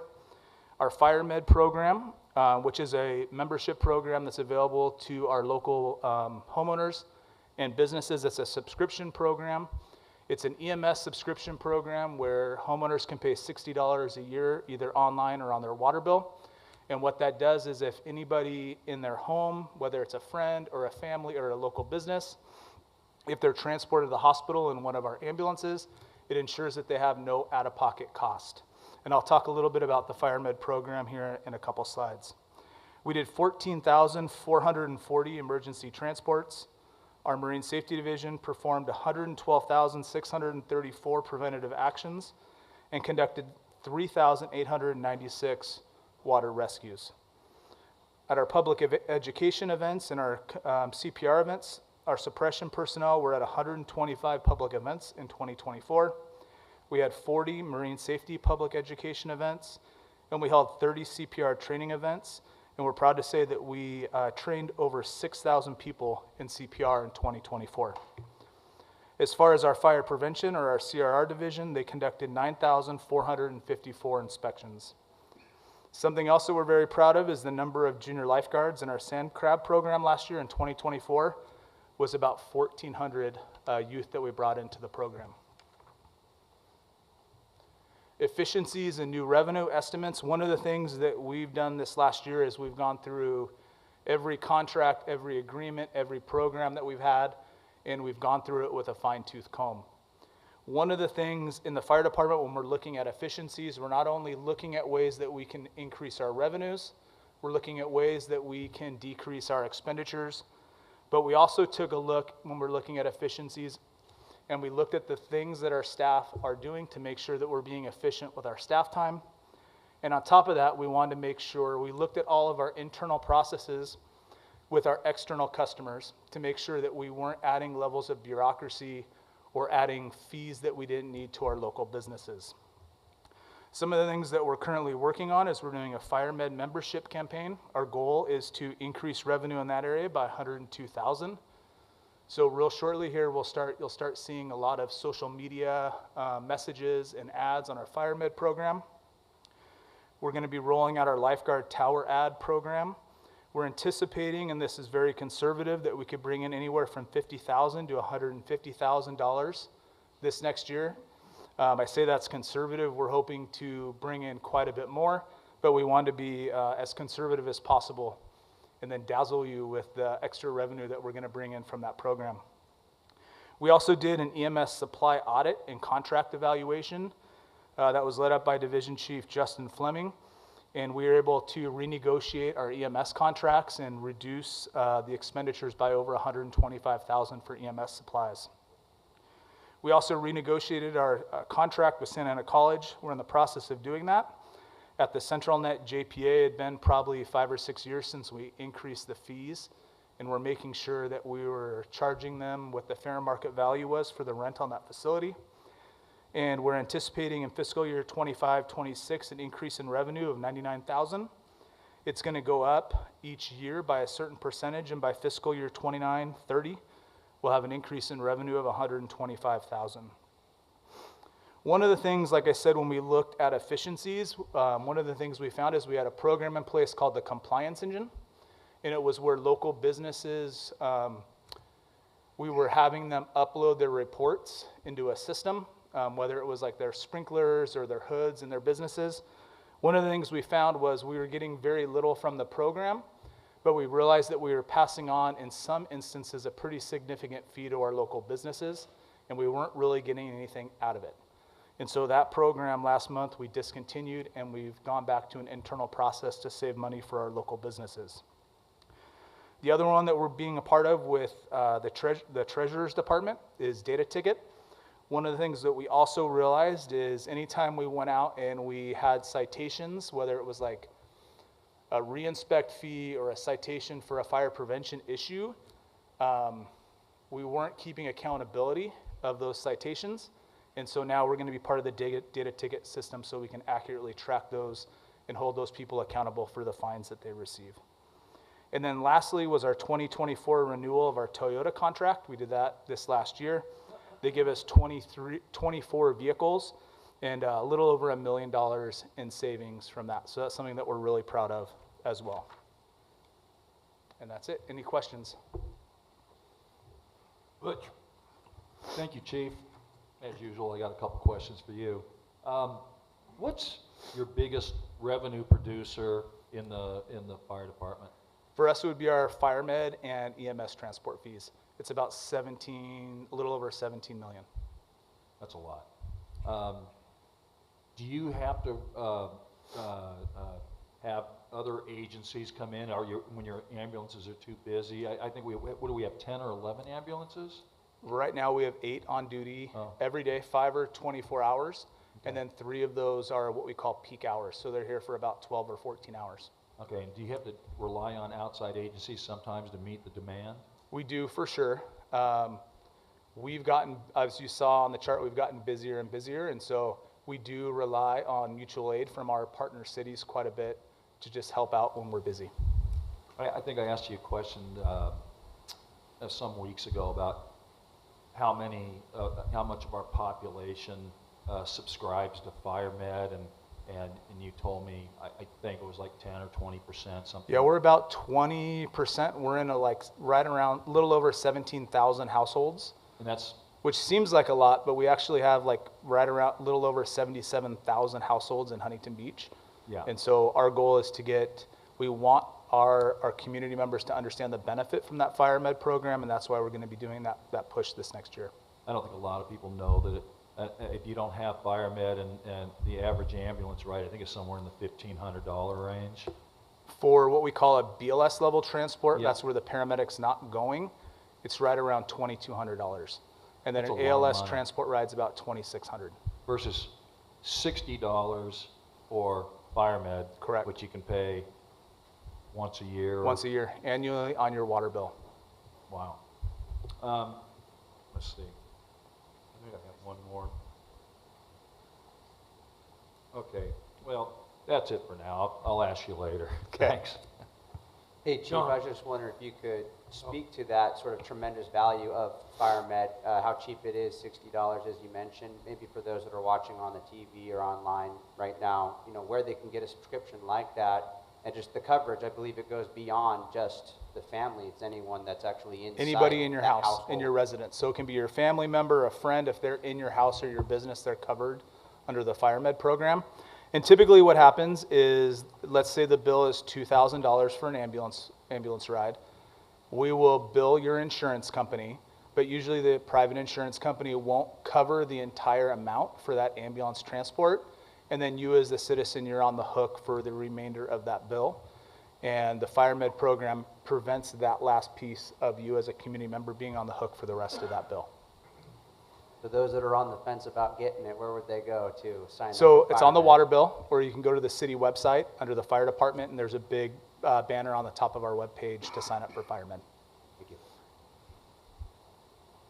Chief, thank you so much for the presentation. Obviously, everything you guys do is best in class, not just exemplified by the work, but also by your Class 1 rating, which is the highest possible rating through the Insurance Services Office. I found that fascinating when I was kind of doing some of the onboarding stuff. Can you just briefly, very high level, explain how that ISO Class 1 rating actually brings costs down for all of the constituents and residents of Huntington Yeah, that's a Beach? great question. So ISO comes out, roughly, we're about every 5 to 10 years, ISO will come out. They will do an internal audit of the fire department.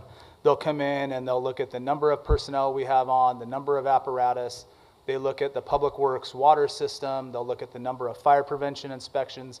It's a pretty long process, and they delve really deep into our fire department operations. Based on what they find, we were given a score, and then based on that score will be either Class 1, Class 2, or Class 3. We've been Class 1 for over 10 years, which is something that we're really proud of, especially when it's an external audit, someone from the outside coming in and looking at our department. One of the really cool things about being the Class 1 is that insurance companies use the ISO rating when they're determining insurance rates, especially for local businesses. So that usually the higher, like the better ISO rating you have, the lower insurance rate that you can get as a business. So it's something that benefits the community, and it's something that keeps us on our toes to make sure that we're staying progressive and relevant. As a local business owner as well, thank you very much. Got it. Chief, I just wanted to say a lot of great questions from co-counsel up here, but you know, more of a comment. As they say, everybody loves a firefighter, and as a council member, I've had the privilege of spending time in many different departments, including the fire department, and I can say your department is extremely well run. Your leadership ethos is a document that should be disseminated to literally every person. I brought that young lady in from the government class who had read that ethos many times and was so impressed by it, she brought it with her. And it's an incredible document that drives the behavior of the fire department. And what you're doing with your budget, cutting where you can, driving new revenue, is a model. Not only you're a model fire department, but your fiduciary in fiscal responsibility, the way you drive that department is to be modeled. So everybody should take notice. And as they say, leadership matters. I didn't have the benefit and opportunity to spend time with Chief Haberly, but I can assure the citizens of Huntington Beach, we're in great hands with Chief McCoy. He's an incredible leader. He's a very humble man. He's a smart man. He's respected by the it's a privilege to know you and spend time with your department. It's a fantastic operation, so you deserve some kudos. Thank you very much. And the leadership ethos is available on our website, if anybody wants to look at it. All right, Chief, you're not getting off that easy. Can you go back to the very beginning?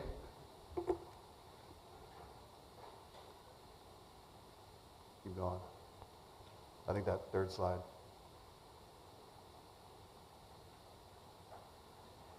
That one? Yep, Or this is that revenue one? projections, right? Yeah. Revenue. Yep. I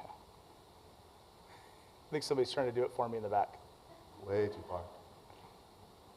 Anyway, while they're pulling that up, so what's great about you guys, especially as public safety, is the amount of revenue you guys are actually bringing in.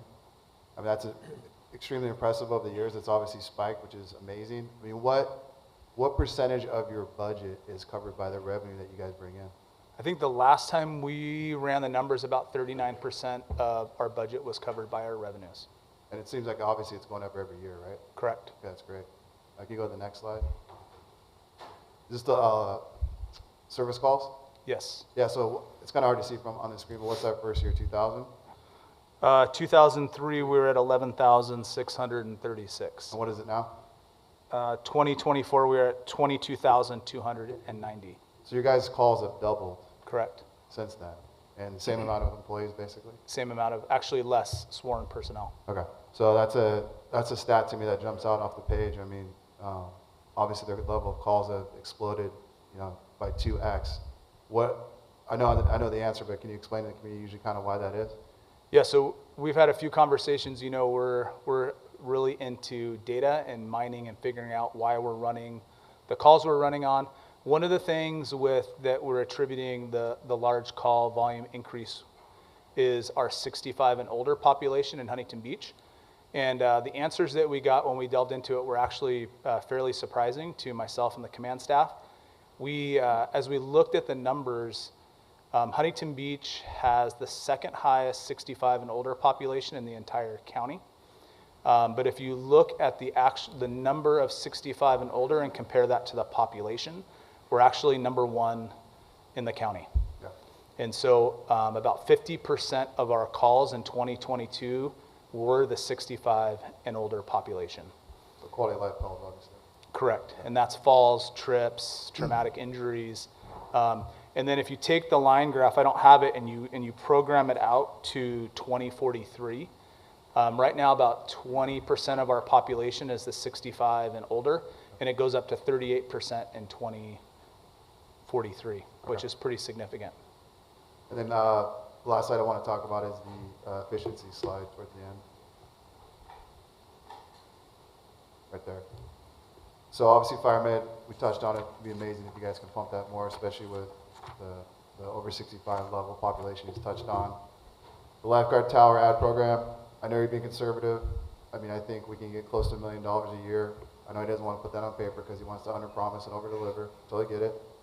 The contract central net and the EMS supply audits. I mean, I talked to Chief McCoy a lot, digging through all these contracts. We do it through everything we're focused on. We've talked about it a lot. They're doing the same thing. Great efficiencies, trimming up costs, bringing in more revenue. Want to touch on it, the fire prevention program, billing and data ticket system. So kind of walk the community through how, I've touched on it so many times. As we're going, I've been up here like 2 years now. We're going through each department in the city and navigating this huge leviathan. We're seeing that a lot of these systems are old and antiquated. They're not talking to each other and they're not communicating. So can you kind of walk through what you guys were using before with Acela and then what we're using now? So we're still using the Acela program for fire prevention. We've made some tweaks to the program. I think one of the things that was surprising to me and the command staff was we realized that all of those fines, like our citation fines, we didn't have a good system to track it. Right. And so it was almost to the point like, why are we writing these citations or issuing these fines when we're not tracking them? And we know that by some info from the city treasurer's office that I think we had over a multi-year period with like over $30,000 that was just sitting out there.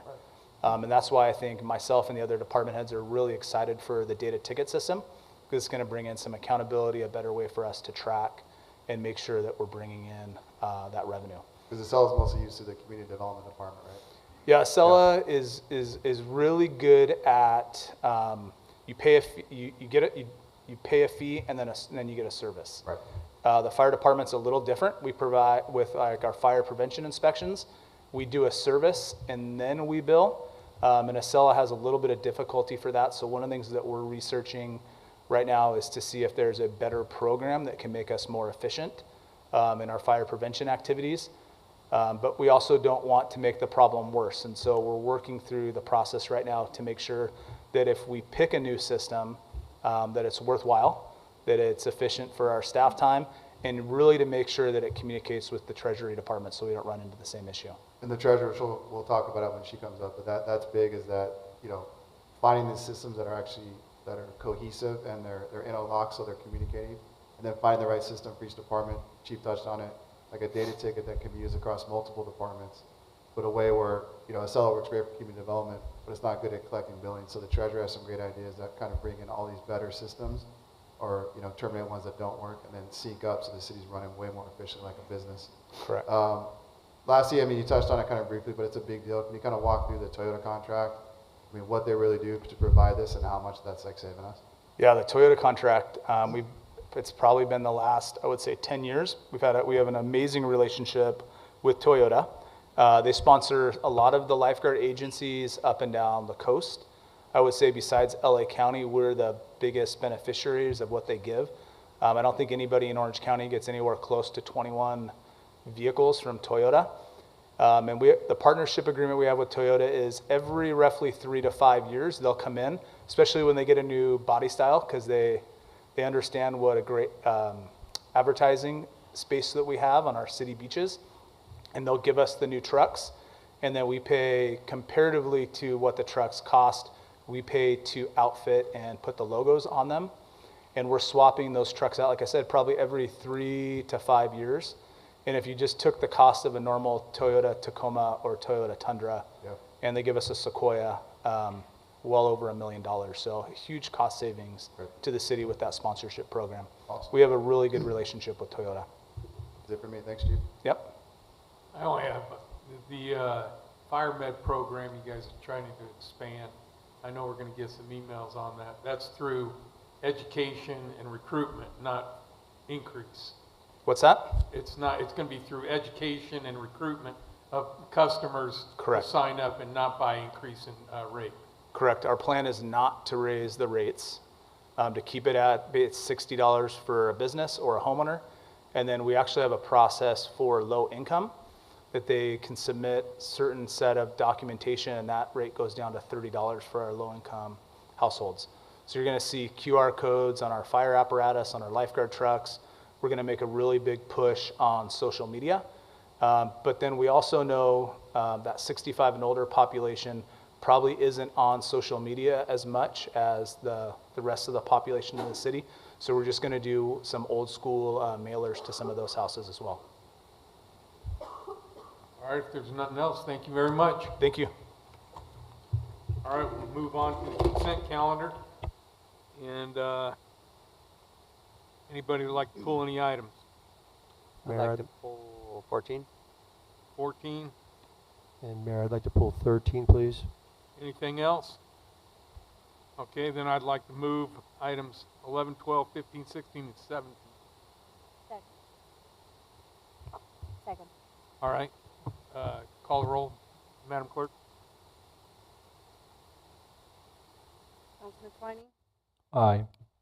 Councilman Kennedy, Yes. Mayor Pro Tem McKeon, Yes. Mayor Burns, Aye. Councilwoman Vandermark, Yes. Councilman Gruhl, Yes. Councilmember Williams. Yes. Motion passes 7-0. All right, number 13, Don? Thank you, Mayor. So I ran on 2 platforms, and one was managing inefficiency and one was creating opportunity. So I wanted to pull this item just to have the ability to kind of speak how I feel about this. I won't be in support of the additional monies paid to the vendor. this to me, and I'm not here to place blame, I'm here to change the way things happen. And, I reviewed the initial contract, I reviewed the scope of work, I reviewed the language it said, delineating what was going to happen, basically job complete, job complete, job complete. We started with a $1.1 million not to exceed contract. Lo and behold, we're about to finish out at, north of $4 million. I don't need to get into the details. I can tell you this was a inefficient process. I believe that potentially maybe the vendor negotiated in bad faith. That's just an opinion. But I cannot, in good conscience, support the additional revenue. We should have stopped paying at the $1.1 million on the not to exceed, and maybe there's reasons we didn't. But with that said, I just wanted to elaborate why I cannot and will not be supporting this. My goal is to, on a move forward, help the city change their process for how contracts are enforced, raise the level of accountability, make sure there is a definitive path to approving a contract that ends with the city attorney's office rubber stamping every contract that the city gets involved in, so that we can avoid these mishaps in the future. So with that said, thank you. Thank you, Casey. Yeah, I'll just touch on that. So Don mentioned it, but this was a tough situation. One of the main issues is the way the contracts worked in terms of those gaps. I mentioned it last meeting. That's why we brought forward that H item to institute milestone contracts outside of public works that weren't always existing with different departments. Oil wells are especially challenging because CalGEM, which is the state agency that usually has the plans on these oil wells, the plans they have are not always consistent. They're old, they're antiquated, and unfortunately, you don't know really how to solve it until you get down there, sometimes 3,000 feet. Again, I won't talk about the vendor we used. There was only one that submitted an offer to do the job. So it's a combination of some gaps in some contracts that we've since fixed, a challenge with old, inconsistent plans. And like anything, when you start digging up, remodeling a home or doing construction, you open walls, new things always pop up. I'm sure you can imagine it's especially challenging when you're going down 3,000 feet in an old oil well without consistent plans to know what you're dealing with. And so the path we chose here was to the least cost to the taxpayer at the end. We could have kicked the can, left it dormant, paid $20,000 a month into perpetuity, or worked really hard with this vendor to negotiate a settlement to finalize it, and anything below the $1.1 million that it costs, we save and split with the vendor 50-50. So it was a tough situation. We got through found the best solution we can for the taxpayers. And then, like I said, with the H item we passed last meeting, contracts like this will remove that gap in exposure going forward. I just had one question of clarification. Don, so if I understood you correctly, you won't be in support, you're not supporting this item? Yes, that is correct. Okay, so just a clarification for the public that's listening. Basically, our back's up against the wall, and you don't have very many options. The alternative to not authorizing the $1.15 million, which is a ceiling, that's a max amount, and whatever savings they make, we split the savings at the end if there are savings there. That's the absolute limit. The alternative to that, you have to make a choice, is then you owe them $900,000 plus $400,000 plus potential litigation and millions of dollars into the future. And so we are the stewards of tax dollars here as a city council. We have to make a choice, and I believe, I'm supporting this item, I believe that the best choice is this ceiling at 1.150. It leaves a bitter taste in the mouth, but you have to make a choice, and the alternative is terrible. This goes back way before we even came, and when the wells were shut down and everything after, it was far from perfect.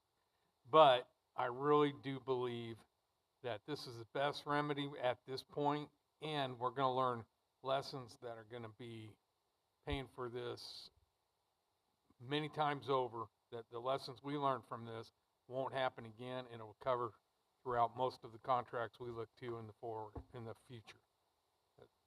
Gracie. Councilmember Kennedy, so if you would not support this, what would be an acceptable solution for you? Well, when I saw the original contract that said we will not exceed 1.1 million, and then I saw that we wrote them another check for 1,150,000 with the same contention not to exceed, and then we paid them apparently another 498,000 with a not to exceed, and now we're writing them a check. Actually, what I just saw here, I didn't even bring it up. The other day when I looked at the agenda item, we were going to be capped out at 3.8 million.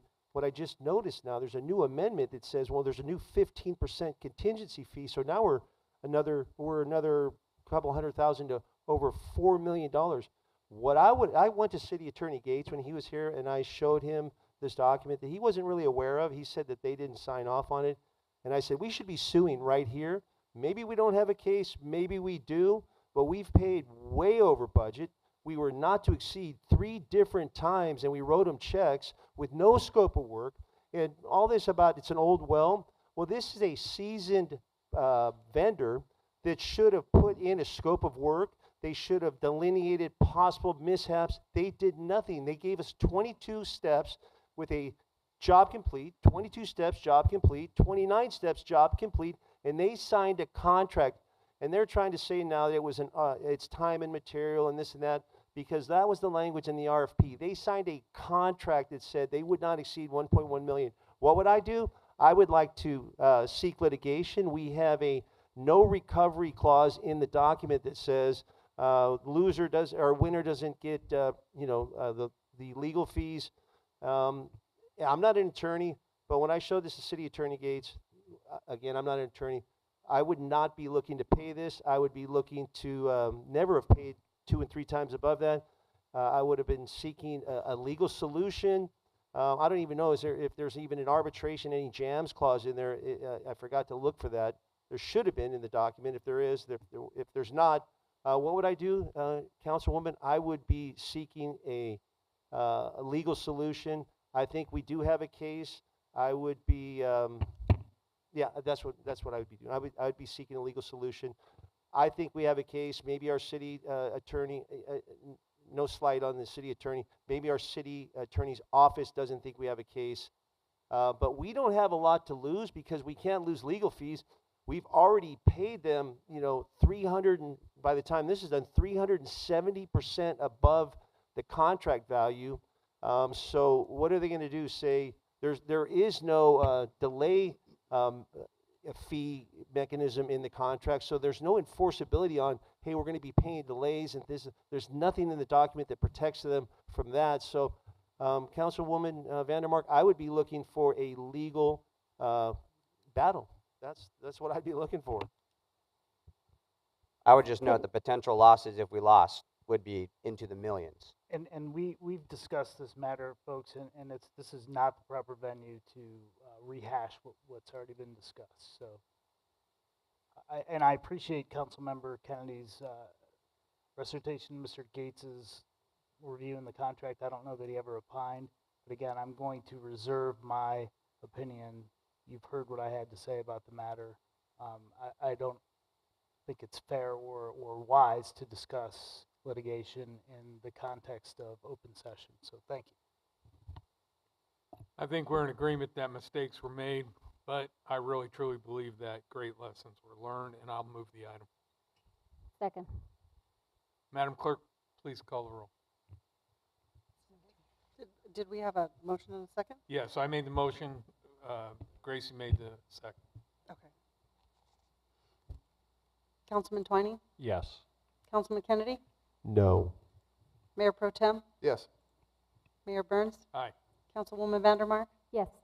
Councilmember Gruhl? Yes. Councilmember Williams? Yes. All right. Motion passes I'm sorry. 6-1. Thank you. All right, we're going to move on to item 14. Chad, you pulled it. All right, item 14, I would just like to commend our planning commission that was at the helm of taking the necessary steps to add this 1,000-foot zoning boundary designed to function as really a safeguard that protects the most vulnerable, impressionable, and innocent in our community. On the surface, this might just seem like lines that have been drawn on a map, but at the heart, it is about drawing a line in the sand that protects our youth from big tobacco companies that deliberately advertise and disguise addiction in the form of candy flavors and fruity fun packaging. And so what are we doing as a city? Are we banning the use of tobacco products?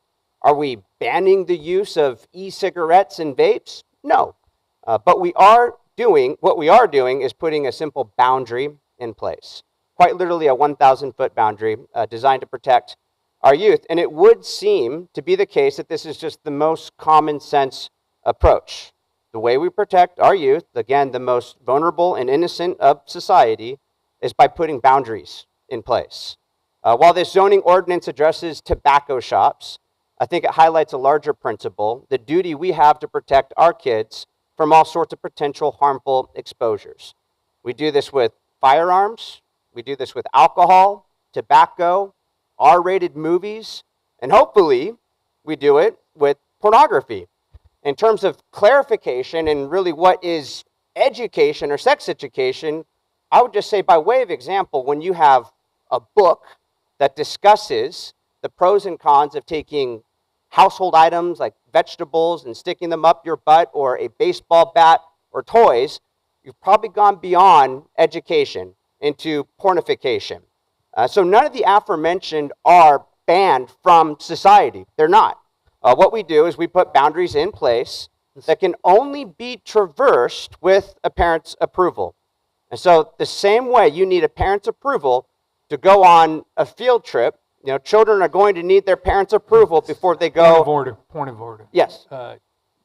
City Attorney? Yeah, this isn't on the agenda, council member. We're talking about smoking and not about the banning of books and whatnot. I appreciate that, and I'm saying this highlights the larger principle of how important it is, our duty to protect, children. And so I appreciate the fact that there is a border that has been set in place to protect our children, quite literally that 1,000-foot border. And I could think of 1,000 reasons why we need to stand guard and fight to protect our children, because there are predators out there that, as far as they're concerned, this is far from over. I'd also like to thank the Planning Commission for moving forward with this. This actually did originate from a concern that a parent had regarding their children and being around too close to too many of these smoke shops. So I'd like to commend them and thank them for that as well. Casey. No, Gracie touched on it. The genesis for this was parents reaching out to us to protect our children. And so that's how this came forward. And again, we appreciate the city stepping up, getting this done, and to really, put that tradition and foundation in our city. And this is a really good step to do that. Yes, I got to agree that there's all kinds of nefarious sources out there trying to corrupt our children. And this is another way to protect them. Anything we can do, we will do to protect our one of our most valued and cherished resources, which is the kids. And with that, if there's no other comment, I'll move the item. Second. Okay, we got a first and a second, and please call the roll. Councilman Twining? Yes. Councilman Kennedy? Yes. Mayor Pro Tem McKeon? Yes. Mayor Burns? Aye. Councilwoman Vandermark? Yes. Councilman Gruhl? Yes. Councilman Williams? Yes. Motion passes 7-0. All right. Now we're going to move on to council member items. First is number 18, develop ad hoc committee to evaluate in collaboration between city and support groups / organizations. Casey, please bring the item.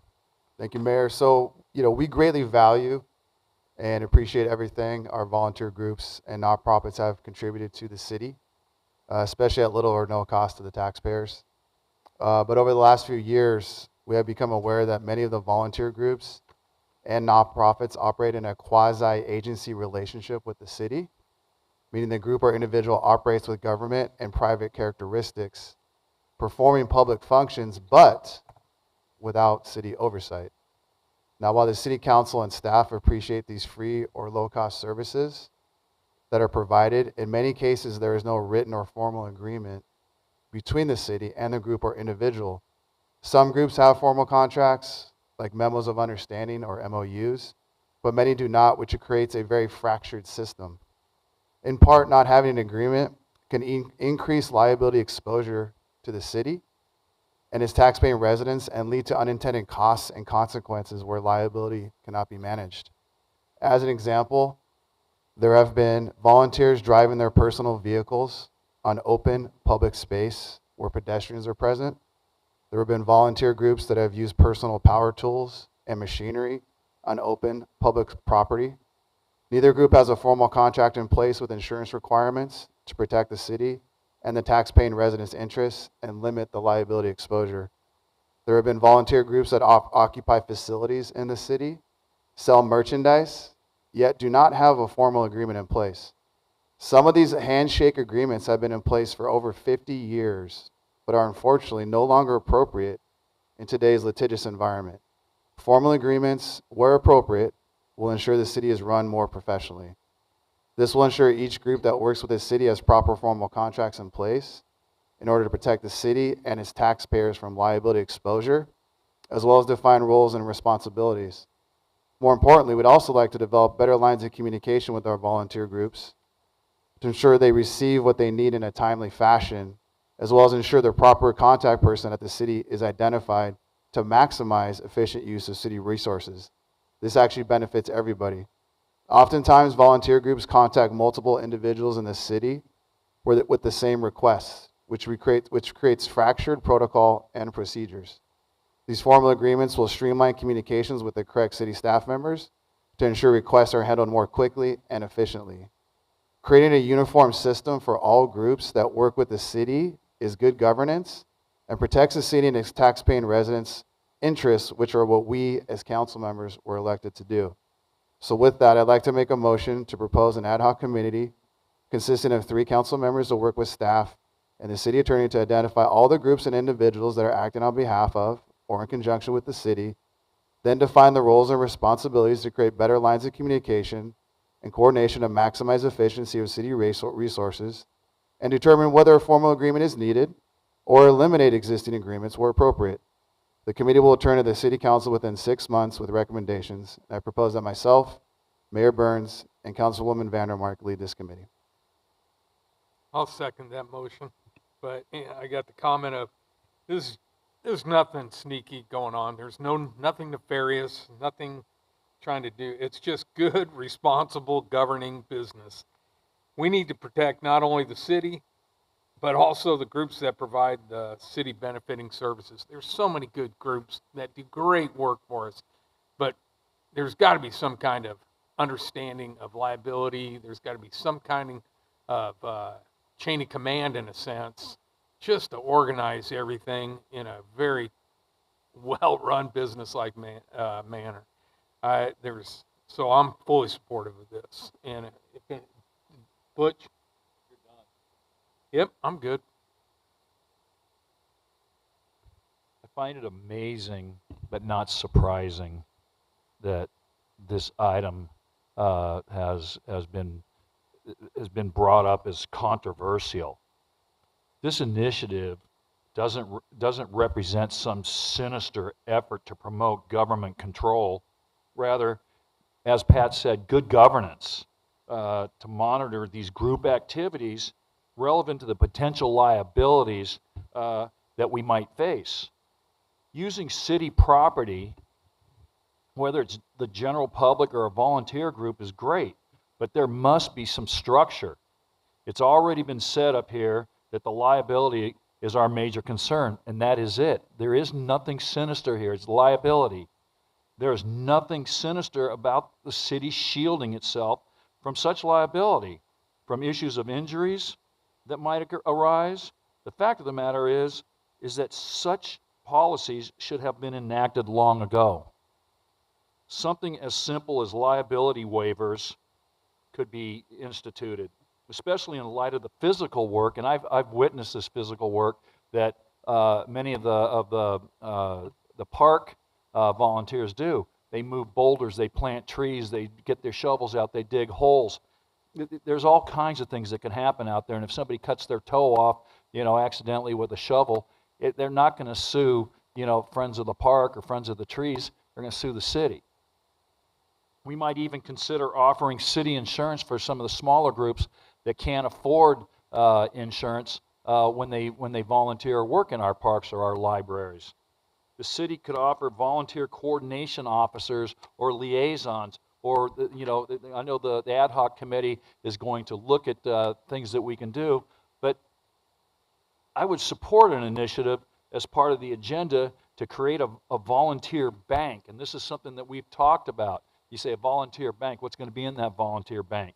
How about things like tools, safety vests, first aid kits, trash bags, gloves, cases of water? We want to help. So if a volunteer group is going to go out and they're going to plant trees, or they're going to do work in the libraries or wherever, we'd like to be part of it. But we want to provide safety equipment or first aid kits or waters, or just like I said.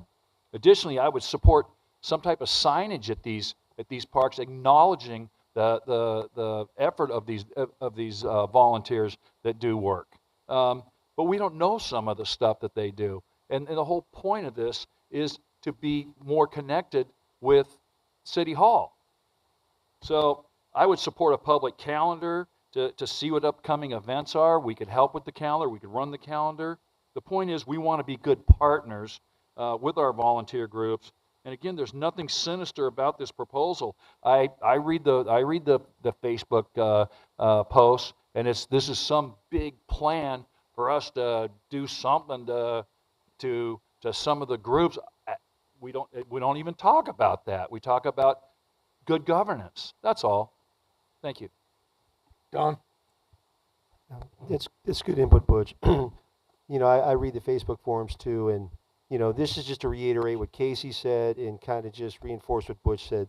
This is not a one solution fits all volunteers. The people picking up trash would have some type of something, waivers, indemnifications. People that are doing things, on city locations will have other stopgaps in place. So the ad hoc committee, I'm confident, will do a good job in looking at each volunteer group in its sole and separate purpose and making decisions on what is needed for each individual group to protect the city's best interest and to protect the interest of the volunteers. So it is not a one shop fills everything, one solution. And I'm confident that these three council members can come up with specific utilizations for every different volunteer group, and we do appreciate the volunteers. I'm on record. I've heard them all say we do greatly appreciate the works of the volunteers. Grace? So I also saw some of the posts thinking there's something nefarious about this. This is actually something we started talking about when Pat, Casey, Tony, and I first got elected, where we started asking questions about some of these groups. What are the responsibilities, roles and responsibilities? Nobody was able to give us any answers. What's a liability? We didn't have any of those answers. Some of these groups have been doing some amazing work here for decades, some of them 50 years, and there's absolutely no agreement, no protection, no MOU. There's no structure, no clear line of communication, no established line of chain of command. And that is what we're trying to do. I think it is important for the residents of Huntington Beach to be protected, and this is one way that we're trying to do that. This is nothing new. We just haven't gotten around to it. I'm surprised other council members have not done this. We have a lot of different groups, and some of them, maybe we can look into some of them collaborating with each other. Maybe find like a hub for all of these groups to be able to communicate. Communication has been terrible. Just yesterday, we had a meeting with one of the groups, and we said, well, how do you provide the funding? We said, well, the manager asked for the funding, they asked for the money. Said, well, which manager? Well, apparently it was not anybody at City Hall. There is absolutely no order, and all we're trying to do is just clean things up, tidy things up, and make sure that everything is set for the following council members, whoever comes after us. Andrew? I actually am not aware of all of the controversy on Facebook or social media. My kids don't let me on Facebook ever since the great Candy Crush accident of 2010. But I will say that when I heard about this initiative, I actually thought it made complete sense because there was nothing kind of galvanizing the relationship between the volunteers and the city. We all know the volunteers are the lifeblood of any community, so everyone supports the volunteers. For it to be spun in any other way is really just silly and farcical on its face. But I look at it from a business perspective. We want to be able to establish the relationship right now to give the volunteers the representation they need, because in the future there might not be a council as great as this one. So if we can establish those contracts now, right, we're protecting them moving forward. Obviously, the organization element makes sense. It's incredibly intuitive. So I'm actually really excited about this. I didn't even know about the disorganization. When I saw it, I thought, wow, what a brilliant idea. So thank you. I'd just like to concur with everyone, just from the point of setting up, some SOPs with this MOU, and the liability aspect. To Butch's point, it's just so important to have something in place to protect not only the collaborative groups but the city. Okay, Madam Clerk, we've had a first and a second, and please call the roll. Councilman Twining? Yes. Councilman Kennedy? Yes. Mayor Pro Tem McKeon? Yes. Mayor Burns? Aye. Councilwoman Vandermark? Yes. Councilman Gruhl? Yes. Councilman Williams? Yes. Motion passes 7-0. Okay, for the last item of the night, we're going to number 19, and it's establishment of a collaborative program with charter cities.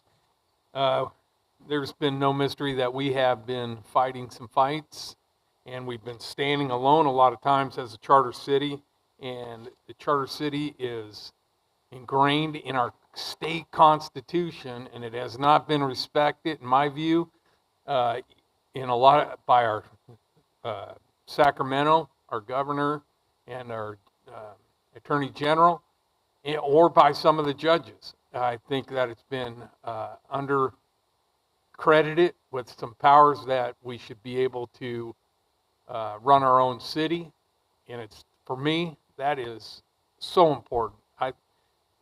I want to be able to, for any of our governing bodies in the future, to be able to run our city best for Huntington Beach first.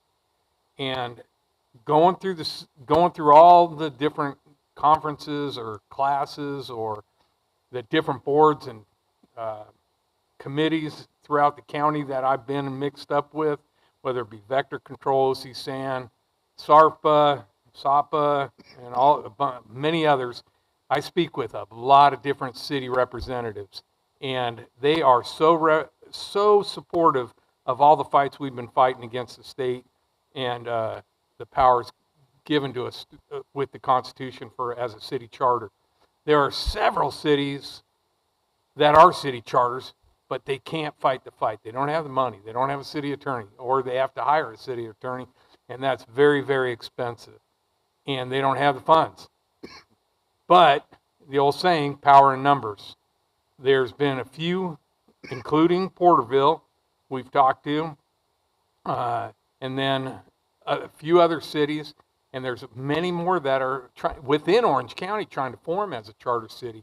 They're definitely see the benefits of it, but there's power in numbers, and if we can form some kind of collaboration for gaining and being able to use those powers of being a charter city to run our own cities, and we work together to have the influence maybe a little more than we do just as Huntington Beach fighting the fight, standing alone, it will do all of us better. It'll serve our city, I believe it'll serve our state much better.